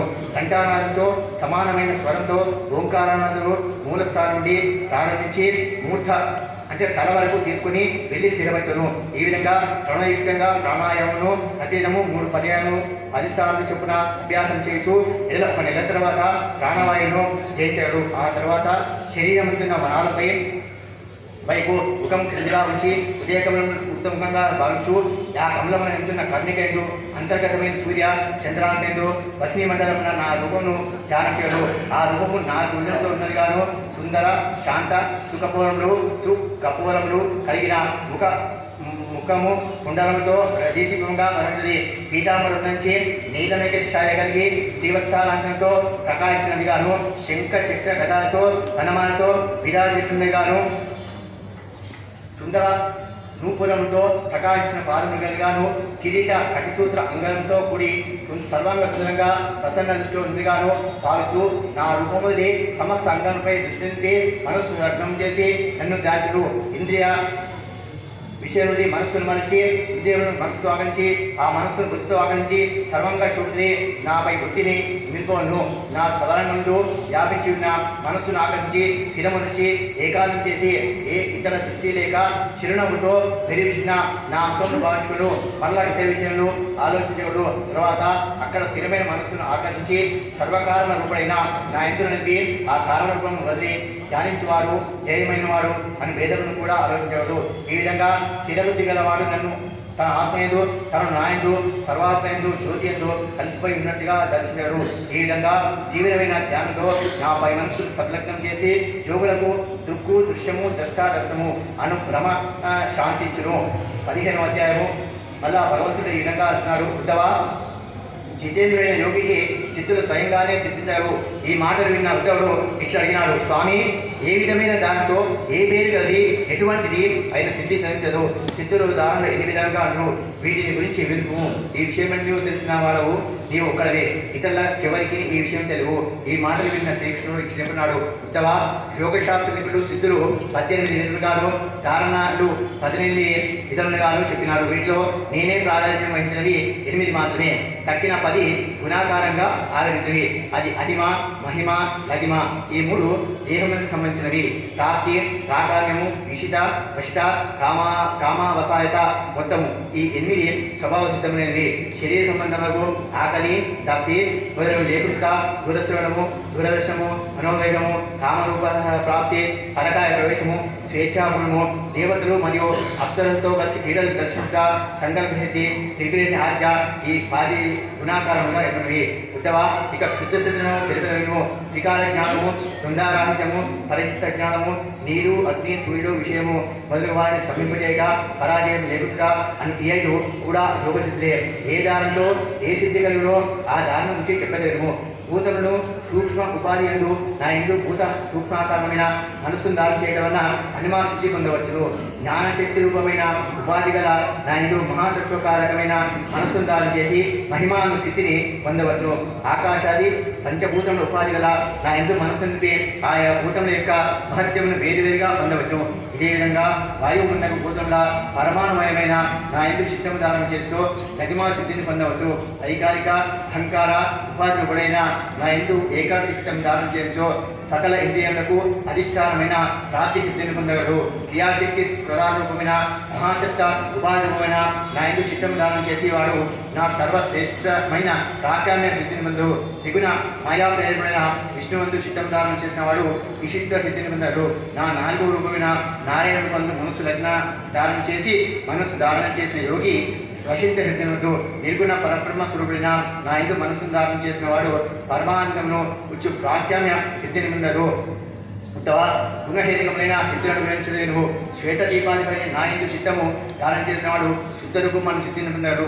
ఆకాశమైన ప్రాణరూప ఉపాధి అయిన నా ఎందు మనస్సుతో ప్రణవనాదం చింతన చేయవాడు ఆకాశమందు అభివ్యక్తమైన ప్రాణుల మాటను దూరమండియే వినగలడు. దూరశ్రవణము సూర్యునితో కన్నులను సూర్యభగవాన్ని సంయోజనం పెట్టి నన్ను ధ్యానం చేయవాడు ఈ జగత్తునంతయు దూరం నుండియే దర్శించగలడు. దూరదర్శనము మనస్సును శరీరంలో వీటిని అనుసరించి ఉన్న వాయుతో సహా నా ఎందు సంయోజనం చేసి ధారణ చేయవాడు. దీని ప్రభావంతో మనస్సు వెళ్ళు చోటకు శరీరంతో సహా వెళ్ళగలడు. దూరగమనము మనస్సును ఉపాదాన కారణంగా చేసి ఏ దేవతారూపం పొందదలుచుకున్నాడో అతని మనస్సు కోరుకున్న ఆ రూపం పొందగలరు. నా యోగబలం దానం చేయడం ద్వారా ఇది సిద్ధించును. కామరూపము చేయదలుచుకున్న పరకాయ నందు నన్ను ధారణ చేసో ఒక శరీరం నుండి మరొక శరీరంగా ప్రవేశించగలడు. పరకాయ ప్రవేశము కాళీమనముతో ఉదద్వారమును మూసి ప్రాణములకు ఉపాధి అయిన ఆత్మను క్రమంగా ఉదయ నక్షత్ర కంఠ శిరోభాగములను తీసుకుని పోయి అక్కడి నుండి బ్రహ్మానందము ద్వారా పరబ్రహ్మతో సంధానం చేసి శరీరములకు బదలవను. స్వేచ్ఛాబంధము శుద్ధ సత్య స్వరూపుడైన నన్ను దేవాసిగా ఆపేక్షించిన వాడు ధ్యానించో దేవతాశ్రీలు విమానంలో పెట్టి అతను చేరుతూ నా ఎందు భక్తి తాత్పర్యం కలిగిన వాడు సత్య సంకల్పమైన నా ఎందు మనసును లగ్నం చేసి తన బుద్ధికి తోచిన విధంగా దేన్ని సంకల్పించుకోవడో దాన్ని పొందగలడు. సంకల్ప సిద్ధి సర్వము అర్థులో ఉంచుకొని స్వతంత్రైన నా స్వభావం తన మనసులో కూడను వారిని ఆజ్ఞ ఎక్కడ ఎప్పుడూ కుంటుపడు. ఉత్తమ శుద్ధ స్థితులను విహంతులను నా అందరి దృఢమైన భక్తితో యోగి సత్యశక్తిలో భూత భవిష్యత్తు వర్తమాన విషయంలో తన జననమన్న విషయంలో వానికి తెలియను. నీటి అంటున్న చేపలను నీరు చంపదు. అదేవిధంగా యోగి యొక్క యోగమాయ శరీరం అగ్ని మనసుతో వాటిని నాశనం పొందదు. శ్రీవత్సాది భూతంతో అలంకరణ నా అవతార రూపంలో ధ్యానించే వారికి పరాజయం ఉండదు. ఈ విధంగా యోగదానంతో నన్ను ఉపాసన చేయడానికి ఇంతకుముందు వివరించిన సమస్య విద్యులను విషయములు చేసిన వారికి శ్వాసను చేసిన వారికి లభించే స్థితి ఏదీనూ ఉండదు. అన్నీ సిద్ధించు. ఇవి ఇంతటి అయ్యను వీటిని కోరుకొనకూడదు. ఉత్తమ యోగమును సాధించు అని ఆదిత్వానికి విద్యుత్తును విజ్ఞములు కలిగించు చెప్పదు. అందువల్ల నిష్కామ కారణమైన ధారణ మాత్రమే చేయవలను. దీనికి భిన్నంగా యుగసిద్ధిని ఆపేక్షించడు. జన్మ, ఔషధి, తపస్సు, మంత్రము మున్నగు సిద్ధులన్నీ నా ఎందు మనస్సు దానం చేయడం అను యోగం ద్వారా లభించు. కానీ ఇతరోపాయంతో సారోగ్యాది సిద్ధులు లభించవు. ఎందుకనగా సర్వసిద్ధులకు కారణం నేనే, ప్రభువులు నేనే. యోగములకు, సాంఖ్యములకు, ధర్మములకు, బ్రహ్మవాదులకు అందరికీ ఈశ్వరుడు నేనే. నేనే సమస్త జీవులకు అంతర్యాలని. బయట వ్యాపించి ఉన్నవాడు పంచభూతముల జీవులకు లోపల బయట ఉంటున్నట్టు నేను సర్వత్రా వ్యాపించి ఉన్నాను. 16వ అధ్యాయం. ఉత్తమ ఈ విధంగా అడిగాడు. కృష్ణ, నీవు పరబ్రహ్మవు, నేను సర్వభావులకు నీవే సాక్షాత్తుగా ఉపదాన కారణవు. జ్ఞానసిద్ధుల ఈ యథార్థత్వాన్ని గుర్తించి మహాత్ములైన నన్ను ఉపాసించేవు. పరమనుషులు ఏ భావనైతే నన్ను సేవించు పరమాత్మ శక్తిని పొందుదరో తెలుపు. సర్వపాలక నీవు ఈ జీవుల మధ్య రహస్యంగా తిరుగుతున్నావు. సర్వము చూచుతున్న నిన్ను ఊహంతో జీవులు చూడలేవు. సర్వేశ్వర రూప భూలోకమందు స్వర్గమునందు పాతాళములు కూడా నీకు సంబంధించిన ఏ ఐశ్వర్య మహిమలు అంటే విభూతి కలవు వారిని గురించి వివరించువు. నీ పాద కమలకు నమస్కరిస్తూ ఉద్ధవుని మాటలు విన్న శ్రీకృష్ణమాడు ఈ విధంగా అడిగాడు. ఉద్ధవ, ఇంతకుముందు కురుక్షేత్రం అర్జునుడు నీవు అడిగినట్టే నన్ను నా విభూతుల గురించి వివరించమని అడిగినాడు. అర్జునకు విభూతి సంబంధమైన ఈ ప్రశ్నకు ఏమి సంబంధం అని భావించకు. రాజ్య కారణంగా జ్ఞాతులను చంపడం వలన నీచమైన పనిగా భావించిన అర్జునుడు నేను చంపువాడను వీడు చచ్చువాడు అనేది అజ్ఞాన బుద్ధితో యుద్ధమున విరమించినాడు. అప్పుడు నేను యుక్తిగా అతనికి జ్ఞానబోధి చేసినాడు. అర్జునకు నేను వివరించి నా విభూతులను చెప్పదను. ఉత్తవ, ఈ సర్వజీవులకు ఆత్మీయులను నేనే అని తెలుసుకున్నాము. ఇదే విధంగా సర్వజీవులు నా స్వరూపులే. ఈ జీవకుడిని సంరక్షించమనకు వారిని కాలనే కదలిక కలిగిన వాటిలో నేను కదలికను నేనే వశం చేసుకునే వారిలో నేను కాలమును సత్యాది గుణములతో. ఉత్తవ, ఈ సర్వజీవులకు ఆత్మేశ్వరుడు నేనే అని తెలుసుకున్నాను. ఇదే విధంగా సర్వజీవులు నా స్వరూపమే. ఈ జీవకుడిని సంరక్షించుట మొదలగు వానికి కారణం నేనే. కదలిక కలిగిన వాటిలో నేను కదలికను వశం చేసుకునే వారిలో నేను కాలమును సత్యాది గుణంతో గుణ స్వరూపుడు నేనే. మహత్ పదార్థంలో మహత్యమును సూక్ష్మ పదార్థంలో జీవుడను దుర్జీవులైన వారిలో మనస్సు నా స్వరూపంలే. వేదమును బోధించు వారిలో హిరణ్యగర్భను, మంత్రంలో ప్రణవును, అక్షరంలో అకారమును, ఛందస్సులో గాయత్రి నా రూపంలే. దేవతలో ఇంద్రులను, వసులలో హవ్యవాడును, ఆదిత్యులలో విష్ణువును, రుద్రులలో నీలవృతను, మహర్షులో భృగువును, రాజర్షులో మనువును, దేవర్షులో నారదును, గౌరుడు కామధేనును, నిత్యేజులలో కవులను, పక్షులలో గరస్మంతులను, ప్రజాపతులలో దక్షులను, పితృదేవతలలో అవ్యములను, చైత్రులలో ప్రహ్లాదను, నక్షత్రంలో ఔషధులలో చంద్రులను, యక్షరాష్ట్రంలో కుబేరులను, గజంలో ఐరావతులను, జలచరంలో వరుణను నేనే. ప్రకాశం గల వారిలో సూర్యులను, మనుషులలో రాజును, గుర్రంలో ఉచ్చేశ్రవణమును, ధాతువులలో సువర్ణమును, దండించి వారిలో జముడను, సర్పంలో వాక్యని, నాగేంద్రులలో శేషులను, కొమ్ములు కూరలు గల వారిలో మృగరాజి సింహమును, ఆశ్రమంలో సన్యాసులను, వర్ణములలో బ్రాహ్మణులను, తీర్థములలో గంగను, సరస్సులలో సముద్రమును, ఆయుధములలో ధనస్సును, ధనుర్ధాలలో శివుడును, వాసస్థానంలో మేరు పర్వతును, దుర్గములలో హిమాలయును, వృక్షములో రావి చెట్టును నేనే. ధ్యానములలో ఎవరు నేనే. పురోహితులో వశిష్ఠులను నేనే. బ్రహ్మలో బృహస్పతిని, సేనాధిపతిలో కుమారస్వామిని, సన్మార్గ ప్రవర్తనలో బ్రహ్మను, యజ్ఞములో బ్రహ్మయజ్ఞమును, వ్రతములో అహింసను, పరిశుద్ధం చేయవానిలో వాయువును, అగ్ని, సూర్యుడు, జలము, వాక్కు నేనే. యోగములలో సమాజయోగమును, జయేచ్ఛగల వారిలో నీతిని, వివేకాది పుణ్య నైపుణ్యంలో అన్వీక్షికిని నేనే. పంచఖ్యాతి వారిలో వికల్పమును, స్త్రీలలో శత్రువును, పురుషులలో స్వయంభవమును, మునులలో నారాయణుడు, బ్రహ్మచారులు సనకాది స్వరూపులను, ధర్మంలో అభయప్రదమైన సన్యాసమును, నిర్భయత్తులలో అంతర్దృష్టును, విషయంలో ప్రియవచనములు మౌనమును నేనే. మిథునంలో ప్రజాపతిని, ఆన్నిమిషులలో వత్సరమును, అప్రస్తుతంగా ఉన్నట్లో సంవత్సర రూపమైన కాలము నేనే. ఋతువులలో వసంత ఋతువును, మాసములో మార్గశిర మాసమును, నక్షత్రంలో అభిజిత్తును, యుగములలో ఉదయమును నేను. వీరులలో దేవరులను, అతిథులను, వ్యాసులో ద్వైపాయనుడు, కవులలో భృగువును, భగవంతులలో వాసుదేవును, భక్తులలో నీవును నేనే. కింపురుషులలో హనుమంతులను, విద్యాలలో సుదర్శనులను, రత్నములో పద్మరాగమును, సుందర వస్తువులలో పద్మకోశమును, కనపజాతులలో కుశమును, కుత ద్రవ్యములో గోగులను, క్షీరశీలులో వ్యవసాయమును, సంపత్తును. కపటంలో మోసము, జూదములలో కపటములో మోసము జూదము నేనే. కష్టములను సంహరించు వాళ్ళలో క్షమాగుణము, సత్యవంతులో సత్యమును, బలవంతులో తేజస్సు బలమును నేనే. భాగవతులో భక్తితో చేసిన కర్మను, నవవ్యూహ మూర్తులలో వాసుదేవుడు సంకర్షణుడు, ప్రద్యుమ్నుడు, అనిరుద్ధుడు, నారాయణుడు, హరిదేవుడు, వరాహుడు, నృసింహుడు, బ్రహ్మ, వీరు నవవ్యూహములు. గంధర్వులో విశ్వసును, అప్సరస్సులో పూర్వచితిని, పర్వతంలో స్థిరమును నేనే, భూమిలోని గంధమును, నీటిలోని రసమును, తేజస్సు గల వాళ్ళు అగ్నిహోత్రమును, సూర్యుడు, చంద్రుడు, నక్షత్రులు వీని ఎందున కాంతిన నేనే, ఆకాశవంతున పరాక్ష శబ్దము నేనే, బ్రాహ్మణులలో బలిచక్రవర్తిని, వీరుల్లో అర్జునును, జీవనేందున స్థితి మొదలకు రూపమును నేనే, సమస్త ఇంద్రియములు గెలుచు శక్తిని నేనే, 25 తత్వములు, త్రిగుణములు, బ్రహ్మ ఇవన్నీ నేనే, వీటన్నింటినీ రక్షిత ఆయా లక్ష్యముల జ్ఞానము, తత్వ నిశ్చయము అను ఈ 3 కూడా నేనే, నేను లేకుండా ఏదీ లేదు. ఉత్తవ కొంతకాలకు పరమాణువులను నేను లెక్కిపోయాను, కానీ నా విభూతులను మాత్రం నేను లెక్క పెట్టలేదు. అంతేగాక శ్రీ, కీర్తి, ఐశ్వర్యము, త్యాగము, మనోనిండకు, సంతోషము, భాగ్యము, వీర్యము, క్షమ, విజ్ఞానం గలవన్నీ నా విభూతులే అని గుర్తించుము. ఈ విధంగా నా విభూతులను గురించి సంక్షేమంగా చెప్పినాను. ఇవన్నీ పరమార్థములు కావు, కానీ మనోవికారాలే కనుక వీటిని అన్నింటినీ కూడా విడిచిపెట్టవలను. ఉత్తవ వాక్కును, మనస్సును ప్రాణాలతో స్వాతికలతో చూస్తూ బుద్ధిని అదుపులో పెట్టుకునము. ఇట్లు చేస్తూ మళ్ళా సంసార బంధంలో చిక్కుకోవడవు. వాక్కును, మనస్సును అదుపులో పెట్టుకొని వ్రతము, తపస్సు, జ్ఞానము పచ్చిగుండలో పోసిన నీరు వలె పతనమగును. అందువల్ల నాయందే మనస్సును లగ్నం చేయొచ్చు. నా యందు భక్తి గల బుద్ధితో మనస్సును, మాటను, ప్రాణాలను అదుపులో పెట్టుకునము. అప్పుడు జీవుడు కృతకృత్యుడగును. 17వ అధ్యాయము. ఉద్ధవ ఈ విధంగా అడిగినాడు, శ్రీకృష్ణ, కల్పాది ఎందు నీపై భక్తితో సాధించడం సంబంధించిన ధర్మమును బోధించాం. ఆ ప్రకారంగా స్వధర్మను అనుష్ఠించడం వలన మనుషులకు నీపై భక్తి కలుగును. దాని వివరంగా జన్మము. పూర్వకాలన హంసరూపుడు నీవు బ్రహ్మదేవుడు, మిక్కిలి శ్రేష్టమైన ధర్మము బోధించినావు. చాలా కాలం గడిచిపోయినందున నీవు చెప్పిన ధర్మము మధ్యమ స్థితికి వచ్చినందున భూలోకమున అది ఉండటకు అవకాశం లేదు. భూలోకము నీవు తప్ప ధర్మం బోధించే సమర్థుడు, రక్షకుడు ఎవరు లేరు. నీవు ఈ భూలోకం నుండి వెళ్ళిపోయిన తర్వాత నష్టమైన ధర్మను ఎవరు మళ్ళా బోధించగలరు? నీవు శ్రీకృష్ణ, నీవు బోధించిన ధర్మం ఎవరికి ఏ విధంగా విధిందో పేరుపో.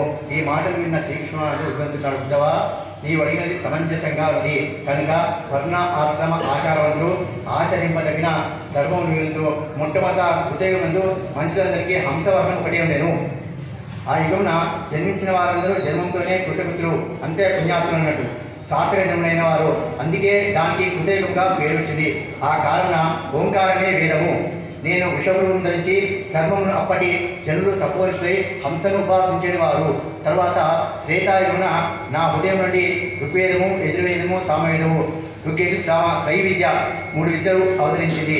ఈ వేదత్రయం నుండి కోత, అతరువు, ఉద్గాత అనే విజ్ఞానంతో విష్ణువుగా అవతరించి తర్వాత నా ముఖం నుండి బ్రాహ్మణులు, బాపు నుండి క్షత్రియులు, తొడ నుండి వైశ్యులు, పాదం నుండి సేవ చేయవారు, శూద్రులు అను చతుర్వర్ణములు వారు పుట్టి తమ తమ ధర్మములకు సంకేతములుగా నుండి నా జగనము నడుము నుండి బృహస్థాత్వము, హృదయం నుండి బ్రహ్మచర్యము, వక్షస్థలం నుండి వానప్రస్థము, శిరస్సు నుండి సన్యాసం పుట్టినది. ఈ వర్ణాశ్రమాలకు వాటి జన్మస్థానానికి సంబంధించిన ప్రకృతులు ఏర్పడినవి. శమము, దమము, తపస్సు, శోచము, సంతోషము, క్షమ, ఆర్జవము, నాపై భక్తి, దయ, సత్యము అరుణవి బ్రహ్మకృత్యులు. తేజస్సు, బలము, ధైర్యము, శౌర్యము, ఔదార్యము, ఉద్యమము, బ్రాహ్మణభక్తి, ఐశ్వర్యము ఇవన్నీ క్షత్రియ ప్రకృతులు. ఆస్తికత, ధారణిష్ట, దంభము లేకుండుట, బ్రాహ్మణ సేవ, ద్రవ్యంతో సంతోషం లేకపోవుట ఇవన్నీ వైశ్య ప్రకృతులు. ద్విజ, గో, దేవతల సేవ, ఎక్కడ ఏది దొరికినానో దానితో సంతోషిత శూద్ర ప్రకృతులు.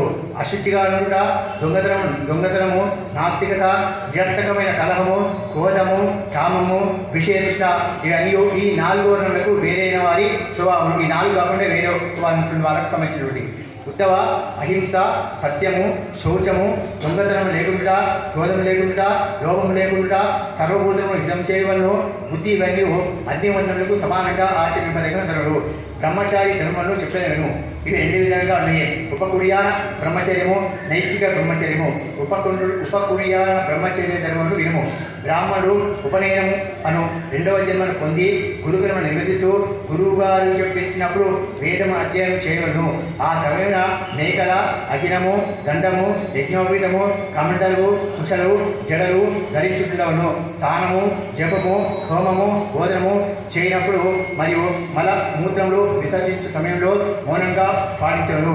గోళ్లను వెంట్రుకను కత్తిరించుకొనకూడదు. బుద్ధిపూర్వకంగా రేతస్సును వదలరాదు. ఒకవేళ రేతపత్రమైతో స్నానం చేసి గాయత్రి మంత్రములు జపించవను. శుచిగా ఉంటూ అగ్నిని, సూర్యుడిని, ఆచార్యుని, గోవును, విప్రులను, గురువులను, పెద్దలను సేవించవను. మౌనవ్రతంతో 2 సత్యాలను జపిస్తూ ఉంచవలను, ఉపాసించవలను. మధ్యాహ్నం సంధ్యలో మౌనము లేదు. ఆచార్యుని నా స్వరూపంగా గుర్తించి అతడు సాధారణ మనిషి అని భావన వదిలివేయవను. అతనికి ఎప్పుడూ అవమానించకూడదు. గురువు సర్వదేవత స్వరూపుడు. పొద్దున సాయంత్రము భిక్షాన్నం తెచ్చి గురువులకు సమర్పించి అతని అనుజ్ఞతో తినవలను.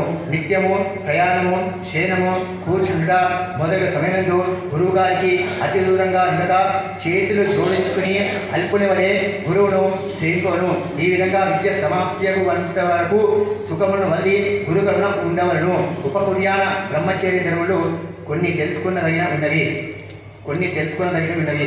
బ్రహ్మచారి వేదాంతం తెలుసుకుని గృహస్థాశ్రమం స్వీకరింపదర్శనతో గురువుగారికి దక్షిణ ఇచ్చి అభ్యంగనాలతో స్నానం చేసి సమావర్తనం చేసుకునవలను. ఆ తర్వాత గృహస్థాశ్రమను కానీ వానప్రస్థానం కానీ స్వీకరించవచ్చు, లేదా సన్యాసం కానీ తీసుకునవచ్చు, లేదా ఒక ఆశ్రమం నుండి మరొక ఆశ్రమం వరుసగా స్వీకరింపవచ్చును. గృహస్థధర్మను స్వీకరింపదచ్చో తన వర్ణం తగినదిగా యోగ్యాన్ని తనకన్నా చిన్నది అయిన స్త్రీని వివాహం చేసుకుని భార్యగా స్వీకరింపవడు. ఉత్తవ నైతిక బ్రహ్మచారి ధర్మములు వెళ్తును.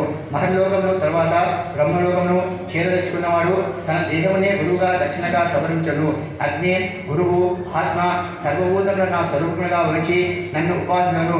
ఆడవాళ్ళని చూట, తాకుట, వారితో మాట్లాడుట, పరిహాసం చేయుట మొదలైనవి వదిలి స్త్రీల సంసర్గం గల వారికి దూరంగా ఉండవను. అన్ని ఆశ్రమాల వారు తప్పక పాటింపవలసిన ముఖ్య ధర్మములు నిత్యము శుచిగా ఉండుట, ఆచమన్యము, స్నానము, సంధ్యోపాసనము, తీర్థసేవనము చేయుట, అశుచిగా ఉన్న వారిని పక్షులను మాట్లాడుట, తగిన వారిగా వదిలేను. వారితో సహా సమస్త జీవులందు పరమాత్మ భావన కలిగి ఉండవను. ఈ విధంగా గొప్పవతం ఆచరిస్తూ తీవ్ర తపస్సుతో ఉన్నవారికి సమస్త భావనలకి అగ్ని వలె ప్రకాశిస్తూ నా భక్తులు ఉత్తవ విజధర్మములు వివరించము. బ్రాహ్మణ, క్షత్రియ, వైశ్యులకు యాజనము, అధ్యయనము, దానము అనే ధర్మములు సాధారణంగా వినుకొని ప్రతిగ్రహము, అధ్యాపనము, యాజనము అన్నది బ్రాహ్మణులకు మాత్రమే విధించిన ధర్మములు. ప్రతిగ్రహము దోషంగా భావించిన వాడు సవిధితో వదిలి అధ్యాపన, యాజన ధర్మంతో జీవం గడుపును. ఇది కూడా దోషంలే అని భావించేవాడు యజమాని తన పొలమునందు వదిలిన ధాన్యపు గింజలు సేకరించుకొని జీవించుకోను. ఉత్తవ ఈ బ్రాహ్మణ దేహము శుద్ధమైన కోరికలకు తగినది కాదు. కృత్య, తపస్సు మొదలగు పవిత్ర కార్యం చేయుచు ఈ లోకంలో మరణించిన తర్వాత స్వర్గాది మోక్షాది సుఖములు సంపాదించడం యోగ్యమైంది. ఈ శిలోవంచ వృత్తిలో సంతృప్తి పొందును. ధర్మను పాటిస్తూ నాపై మనస్సును సఫలం చేస్తూ గృహస్థులైన సంసారం అతిగా చిక్కుపడక ఉన్నవాడు మోక్షమును. శిలోవంచ వృత్తి అంటే పొలము దున్ని జీవించే కర్షక వృత్తి వల్ల కొంత జీవహింస జరుగుతుంది. కాబట్టి దానికంటే ఆయాసంగా లభించిన దాన్ని స్వీకరించే వృత్తి మంచిది. ప్రాప్తించినది స్వీకరించే బ్రతికే కంటే ధ్యానం ఆర్జించి బ్రతకడం క్షేమం. అలా వ్యాయావారంతో జీవించే కంటే పొలాల్లో వదిలేవన్న వాటిని ఏరుకొని జీవించడం మేలు. అలా ఏరుకొని బతికే శిలోవృత్తి కంటే అంగడి వద్ద పడ ఆహార గింజలు సేకరించి బ్రతకడం ఉత్తమం. కష్టములలో ఉన్న నా భక్తునికి సహాయపడిన వారిని వారికి ఆపద కలిగినప్పుడు నేను ఉద్ధరించును. ఉత్తవ రాజు సర్వ ప్రజలను వారి దుఃఖముల నుండి ఉద్ధరిస్తూ తనను తాను సమర్పించుకోను. ఇటువంటి రాజు ఈ లోకమున సమస్త పాపం తొలగించుకుని పరలోకమున ఇంద్రునితో కలిసి సుఖములు పొందును. రాజుకు ఈ ధర్మం తప్పనిసరి. బ్రాహ్మణుడు సర్వవిధమయుడు, రాజు సర్వదేవమయుడు. ఉత్తవ ఆపత్కాలమున ఆచరింపబడిన ధర్మం తెలుసు. బ్రాహ్మణుడు ఆపత్కాలం లోపల వైశ్యవృత్తిని కానీ క్షత్రియ వృత్తిని కానీ స్వీకరింపవచ్చును. కష్టములు తీసుకునవచ్చు, కానీ నీచులను మాత్రం సేవింపరాదు. క్షత్రియుడు వైశ్యవృత్తిని కానీ అధ్యాపనాల ద్వారా కానీ వచ్చిన విపత్తును దూరం చేసుకునేవారు, కానీ నీచ సేవ చేయరాదు.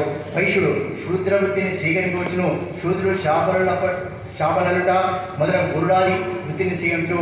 ఆపత్కాలం తీరిన తర్వాత విద్య నింద్యా కర్మలతో జీవింపరాదు, వాటిని వదిలివేయవలను. గృహస్థుడు బ్రహ్మజ్ఞంతో ఋషులను, స్వాహాకారంతో దేవతతో, సదాకారంతో పితృదేవతతో, బలుతో భూతములు, ఆహారము నీటితో మనుషుల తృప్తిపరుతూ వీరందరినీ నా రూపంగా భావించుకులను. అర్జును దైవికంగా లభించిన ధనంతో తన పోషణలో ఉన్న వారిని బాధించక యజ్ఞం చేయలను. సంసార బంధం నుండి చిక్కుపడకూడదు. అనుభవించని సుఖములు ప్రాప్తించని సుఖములు నశించుకుగానే అని భావన కలిగి ఉన్నాను. భార్య పుత్రాది బంధువులతో సంబంధము తువలో వార్తాల కలిగే విధంగా పాల్గొనను. ఇట్టి మంచి విచారంతో తమ ఇంట్లో అతిథులుగా ఉన్నట్టు తాను ఇంట్లో నిలుస్తూ కుటుంబ బంధనలకు కట్టుబడరాదు. ఈ విధంగా విధింపబడిన కర్మను ఆచరించడం ద్వారా నన్ను పూజిస్తూ ఇంటి అందే ఉండవను. సంతానవంతులైన తర్వాత వనంలోకి వెళ్ళవచ్చును లేదా సన్యాసం స్వీకరించవచ్చును. భార్యాపేక్ష, పుత్రాపేక్ష, ధనాపేక్షతో సంసారం బుద్ధి ఎక్కుబడి నేను నాది అనుమానంతో వంచితుడు కారాదు. అయ్యో నా తల్లింలు ముసలివారు, పిల్లలు చిన్నవారు, భార్య పిల్లలు నేను లేకుండా ఎట్లు బతకలు అనేది మూర్ఖత్వ బుద్ధితో గృహాలు ఎందు విషయాసక్తుడైన వాడు తృప్తిని పొందలేడు. మరణించే సమయమే వారినే జ్ఞాపకం చేసుకుంటూ చచ్చిన తర్వాత నరకమును పొందుదురు. 18వ అధ్యాయము. భగవానుడు ఈ విధంగా వచ్చినాడు. ఉద్ధవ, వానప్రస్థుని ధర్మంలో చెప్పేదేమో. వానప్రస్థాశ్రమము స్వీకరించిన వాడు భార్యను కొడుకులను అప్పగించి లేదా తన ఇంట తీసుకొని పోయి తన ఆయుష్యం 3 భాగం గడుచు వరకు వనంలో నివసించవలను. అట్లా కందమూల ఫలాలతో జీవనం గడపవలను. నారచీరలు, గడ్డి చీరలు, ఆకులు, జింకటలు ఏదో ఒకటి ధరించవలను. వెంట్రుకలు, గోళ్ళు కత్తిరించుకున్న దంతములు ఎక్కువ పర్యాయంలో కడుక్కొనక 3 కాలం నుండి స్నానం చేయొచ్చు. భూమిపై నిద్రించను. గ్రీష్మఋతునందు పంచాగ్ని మధ్య తపస్సు చేయను. వర్ష ఋతువునందు వర్షాధార పాత్రలో, శిశిర ఋతువునందు నీటిలో మెడలోతు వరకు మునిగి తపస్సు చేయను. అగ్ని సహాయంగా పక్వమైన పదార్థాలు, కాలపక్వమైన పదాలను రోటి ఎందు కానీ బండపైన కానీ దంచబడిన ధాన్యములు తినవలను. దేహ పోషణకు అవసరమైన వారిని తాను స్వయంగా తెచ్చుకునవలను. ఇతర సమయంలో కూడబెట్టిన వస్తువులను తీసుకునరాదు. వనం ఎందు లభించు ఫలముతో పురోడాశంతో నిత్య కర్మలైన ఆగ్రహణాలను చేయవద్దు. కానీ శ్రోతంతో పశుహింసపూర్వకంగా యజ్ఞం చేయకూడదు. నిత్యాగ్నిహోత్ర కార్యము దర్శపూర్ణమాస చాతుర్మాస్యాలు ఆచములు. ఈ విధంగా తపస్సు చేయుచు శరీర మాంసము శుష్కించగా దీక్ష వహించిన ముని నన్ను ఆరాధించి మహర్లోకాలకు నన్ను చేరడు. ఇట్లు చేసిన తపశక్తిని నిత్యమైన కోరికలను వినియోగించేవాడు మూర్ఖుడు. ఆ తర్వాత తన నియమాలు పాటించకు శక్తి లేని సమయమున ముసలితనంతో శరీరం కంపించి పోచున్నప్పుడు తన ఆత్మయందు అగ్నులను ఆరోహించుకొని నాపై మనసు నెచ్చుకొని అగ్ని ప్రవేశం చేయలను. సర్వలౌకిక విషయాలపై వైరాగ్యం కలిగినప్పుడు పెద్దల ఉపదేశం అనుసరించి నా ప్రీతి వరకు యజ్ఞం చేసి పృథ్వీజలకు తన సర్వస్వమును దానం చేసి ఆత్మయందు శ్రేష్ఠాలను ఆవాహింపజేసి ఏ విధమైన ఆపేక్ష గల సన్యాసం తీసుకును. ఈ విధంగా చేయడానికి వీడు మమ్ము అతిక్రమించి మోక్షను పొందుతున్నాడు అని దేవతలు భార్య, పుత్ర, బాంధవుల రూపంలో విఘ్నములు కలిగించరు. ధైర్యంతో విఘ్నములు అతిక్రమించి ముందుకు సాగవును. ఉద్ధవ, యతి ధర్మములు వివరించడం వినుము. యతి అయిన వాడు వస్త్రాధారణ చేయదలిచినచో మాన సంరక్షణకు గౌప్యములు మాత్రమే ధరించవను. ఆపదలు లేనప్పుడు దండములు, కమండలను తప్ప ఇతరము ఏవి ధరించరాదు. తన చూపుతో పవిత్రమైన స్థలంలో కాలు మొక్కలను, వడబోసిన నీటిని మాత్రమే తాగవలను. సత్యమనే మాట్లాడవలను. మనసుతో బాగా విచారించి పరిశుద్ధమైన పనులను చేయను. మౌనము, కామేకలను వదిలివేయట, ప్రాణాయామము, అరుణవి వాక్కులకు, శరీరములకు, చిత్తములకు శిక్షలు. ఇవి ఏకమైనచో కేవలము కంక వెదురు కట్టెతో సిద్ధమైన దండలను ధరించినంత మాత్రమే పర్యాది కాదు. యతి బ్రాహ్మణులు గృహములకే భిక్షకు వెళ్ళవను. అట్లు లభ్యం కాని స్థితిలో అతిథులు, నిందులు, అభిషక్తులు వారిని తగ్గించి 4 వర్ణముల వారి ఇళ్లకు భిక్షకు వెళ్ళవను. కలియుగంలో అందరి వద్ద భిక్షకు వెళ్ళడం అనేది నిషేధము. 7 ఇండ్ల ఎందు మాత్రమే భిక్ష తీసుకున్నాను. అట్లు లభించిన భిక్షకు గ్రహించి జలాజీవులకు వెళ్ళి మౌనవ్రతంతో దేవతలకు, భూతములకు భిక్షమును పంచి మిగిలిన దాన్ని మాత్రమే తినవను. ఈ భూమండలంపై ఎవరితోనూ సంబంధం పెట్టుకొనక ఆత్మారామడి ఒక్కడే తిరుగుతుండవను. ఏకాంత స్థలంలో కూర్చుండి ఆత్మను కూర్చే చింతిపను. ఆత్మకు గల బంధమోక్షముల గురించి చింతిపను. 6 జ్ఞానేంద్రియాలు, మనసు, ఇంద్రియములు జయించి విరక్తి ఉండవను. పురము, గ్రామము, గజము మొదలగు తన జనప్రదేశంలో భిక్షకులకు ప్రవేశించి పుణ్యదేశ, పవిత్ర తీర్థ ప్రదేశాలు గల ప్రాంతంలో తిరుగుతుండవను. మాటి మాటికి వానప్రస్థుల వద్దకు భిక్షకులకు వెళ్ళవను. మాటి మాటికి వానప్రస్తుల వద్దకు భిక్ష కొరకు వెళ్ళవను. ఈ కనిపించని ప్రపంచం మధ్య మిథ్య అని తెలుసుకుని ఈ లోకమున లౌకికమైన కార్యక్రమాలు విరమించుకున్నాను. అదేవిధంగా ఈ విషయం తన శరీరం మాయా కల్పితమును తెలుసుకుని విషయంను శరీరముకు జ్ఞాపకం తెలుసుకున్నాను. ఉద్ధవ పరమహంస ధర్మను వినుము. యతి విరక్తులే జ్ఞానిష్ఠుడు త్రిదండాది సహితమైన సన్యాసములను విడిచి ఆత్మసాక్షాత్కారం తగిన ధర్మములను ఆచరింపవలను. పండితులైన చిన్న భిన్నవాని ఉండవను. జ్ఞాని అయిన పిచ్చివాని వలె పనిలేని పట్టింపు లేని వాని వలె తిరుగుతుండవను. వేదవాదములు చేయుటేందు అభిరుచి చూపరాదు. పాకండాడు కాకూడదు. కేవలం తక్కనిష్ఠుడు కారాదు. ఏ పక్షమును ఆశ్రయించకూడదు. ప్రజలను బాధ పెట్టరాదు. తాను ఎవరిని బాధ పెట్టరాదు. శరీరంపై ప్రేమతో ఎవరిపైనను భయం పెట్టుకునకూడదు. అన్ని జీవుల శరీరం మీద ఆత్మ ఒక్కటే. ఇది నీటి గుండెల్లో చంద్రుడు ఉన్నట్టు ఉండును. అన్నం దొరకనప్పుడు దుఃఖించరాదు, దొరికినప్పుడు సంతోషించరాదు. ఈ రెండును దైవాలయములే. ఆహారం కొరకు భిక్షాటం చేయవలసిందే. ఎందుకనగా ఆహారంతో ప్రాణాధారం జరుగును. దీనితో ఆత్మవిచారం పెరుగుడు. తర్వాత ఆత్మత్వం తెలుసుకుని మోక్షమును పొందవచ్చు. దైవికంగా లభించిన అన్నాదులను, వస్త్రములను, శయ్యను నియమబద్ధంగా స్వీకరించవచ్చు. ఆసక్తి చూపక శోచము, ఆచమన్యము, స్థానము మొదలు గర్భను విధిగా కాక సహజంగా ఆచరణను. ఇటువంటి వానికి కూడా భేదపడింది. శరీరం నశించినంత వరకు కాలిన బట్ట వలె కనిపించును. ఇదే జీవన్ముక్త స్త్రీ. తర్వాత నా సాక్షాత్కారంతో అది నశించును. వైరాగ్యవంతులైన నన్ను తెలుసుకోవాలని కోరికల ఎత్తిని గురించి తెలియదు. దుఃఖములకు కారణమైన కోరికలపై వైరాగ్యము పొందిన యతి నా ధర్మము భగవద్దర్శనము తెలుసుకున్నకు సద్గురువును ఆశ్రయించును. బ్రహ్మజ్ఞానం కలిగినంత వరకు గురువును సేవింపవలేదు.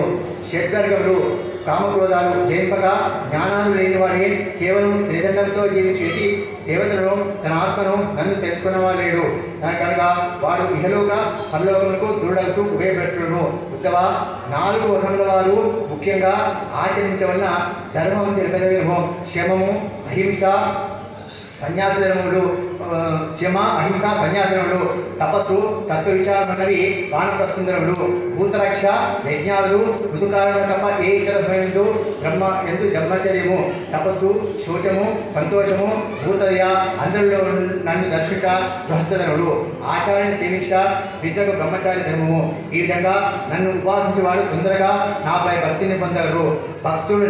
భక్తితో ఈ అనుసరించో వేదకాలను చేయడం, తనకు విధించబడిన ధర్మములను నాచరించో శ్రద్ధుడై నా గతి మహిమను తెలుసుకున్నవాడు శీఘ్రంగా నన్ను చేరు. ఉత్తవ నేను చెప్పిన వర్ణాశ్రమ ధర్మములు నా ఇందు భక్తి ఉన్నప్పుడే మోక్షమని కలిగించు. సత్పురుష ఉత్తవ నీవు నన్ను అడిగిన ధర్మమును వివరించి చెప్పినాను కనుక స్వధర్మను ఆచరించు పురుషుడు నన్ను పొందవచ్చు. 19వ అధ్యాయం. భగవాను మళ్ళా అంటున్నాడు, ఉద్ధవ అనుభవపరితము జ్ఞాన సంపన్నుడు అయిన పురుషుడు ఈ ద్వైత ప్రపంచమును నా మాయామైనదిగా తెలుసుకుని అజ్ఞానం వాయువు వల్ల నేర్చుకున్న విషయంలో తెలిపేదను. వాయువు 2 విధాలు. అందు ఒకటి ప్రాణవాయువు, రెండవది బాహ్యవాయువు. ప్రాణవాయువు ఆహారాలను గ్రహించుతూ ప్రాణులందు సంచరించినప్పుడు విశేషములు కొరదు. యోగి కూడా అదేవిధంగా ఉండవను అని బోధన పొందినాను. అంతేగాక జ్ఞానాకాశము కాకుండా మాటకు, మనస్సుకు చంచలత్వం కలగకుండా శరీరంలో పూజించవను అని ప్రాణవాయువు నాకు బోధించిన విషయము. బుద్ధిమంతుడు సాంసారిక విషయంతో ప్రవేశించి ఉన్నప్పటికీ వాయువులే వారి చిక్కుపడరాదు అని బాహ్యవాయువు ద్వారా నేను నేర్చుకున్న బోధ. ఇంతేగాక ఈ శరీరంలో ఎదురున్నప్పటికీ గంధంతో వాయువు చిక్కుపడిన విధంగా యోగి అయినవాడు సాంసారిక విషయంలో దేహధర్మంలో చిక్కుపడకుండా ఉండవలని వాయువు అనే యొక్క గురువు వల్ల నేను నేర్చుకున్నటువంటి బోధ అని చెప్పేసి చెప్పడం జరిగింది. తర్వాత చంద్రుని ద్వారా గ్రహించిన జ్ఞానం వివరించను. చంద్రుని కళ్ళతో మాత్రమే కరుగుట అన్న ఇందును కానీ చంద్రునకు క్షేమత లేవు. ఇదే విధంగా జన్మ మొదలుకొని వర్ణం వరకు క్షేమతులు ఉన్నాయి కానీ ఆత్మకు లేవు. జ్ఞానం అంటే చంద్రుని ద్వారా నేను నేర్చుకునే విషయం అని చెప్పడం జరిగింది. ఇంగళ అనే యొక్క ఈ విధంగా ఉంది. ఆమె నా మహోత్సవం చూచివాడు నేను చిత్తమైన మనసుతో విశేషమైన కొడుకుని సదా సర్వకాలంలో సవిగుణందులు నిత్యము సర్వాత్మను ప్రసాదించే భగవంతుని వద్ద నిత్య దుఃఖైన పురుషులను సేవించాను. నేను ఎంత మృగాను ఎంతకాలము నీచవృత్తిలో నా శరీరం అమ్ముకొని వ్యక్తంగా దీనికి తాపం కలిగజేసి శరీరమున్న ఆ గృహము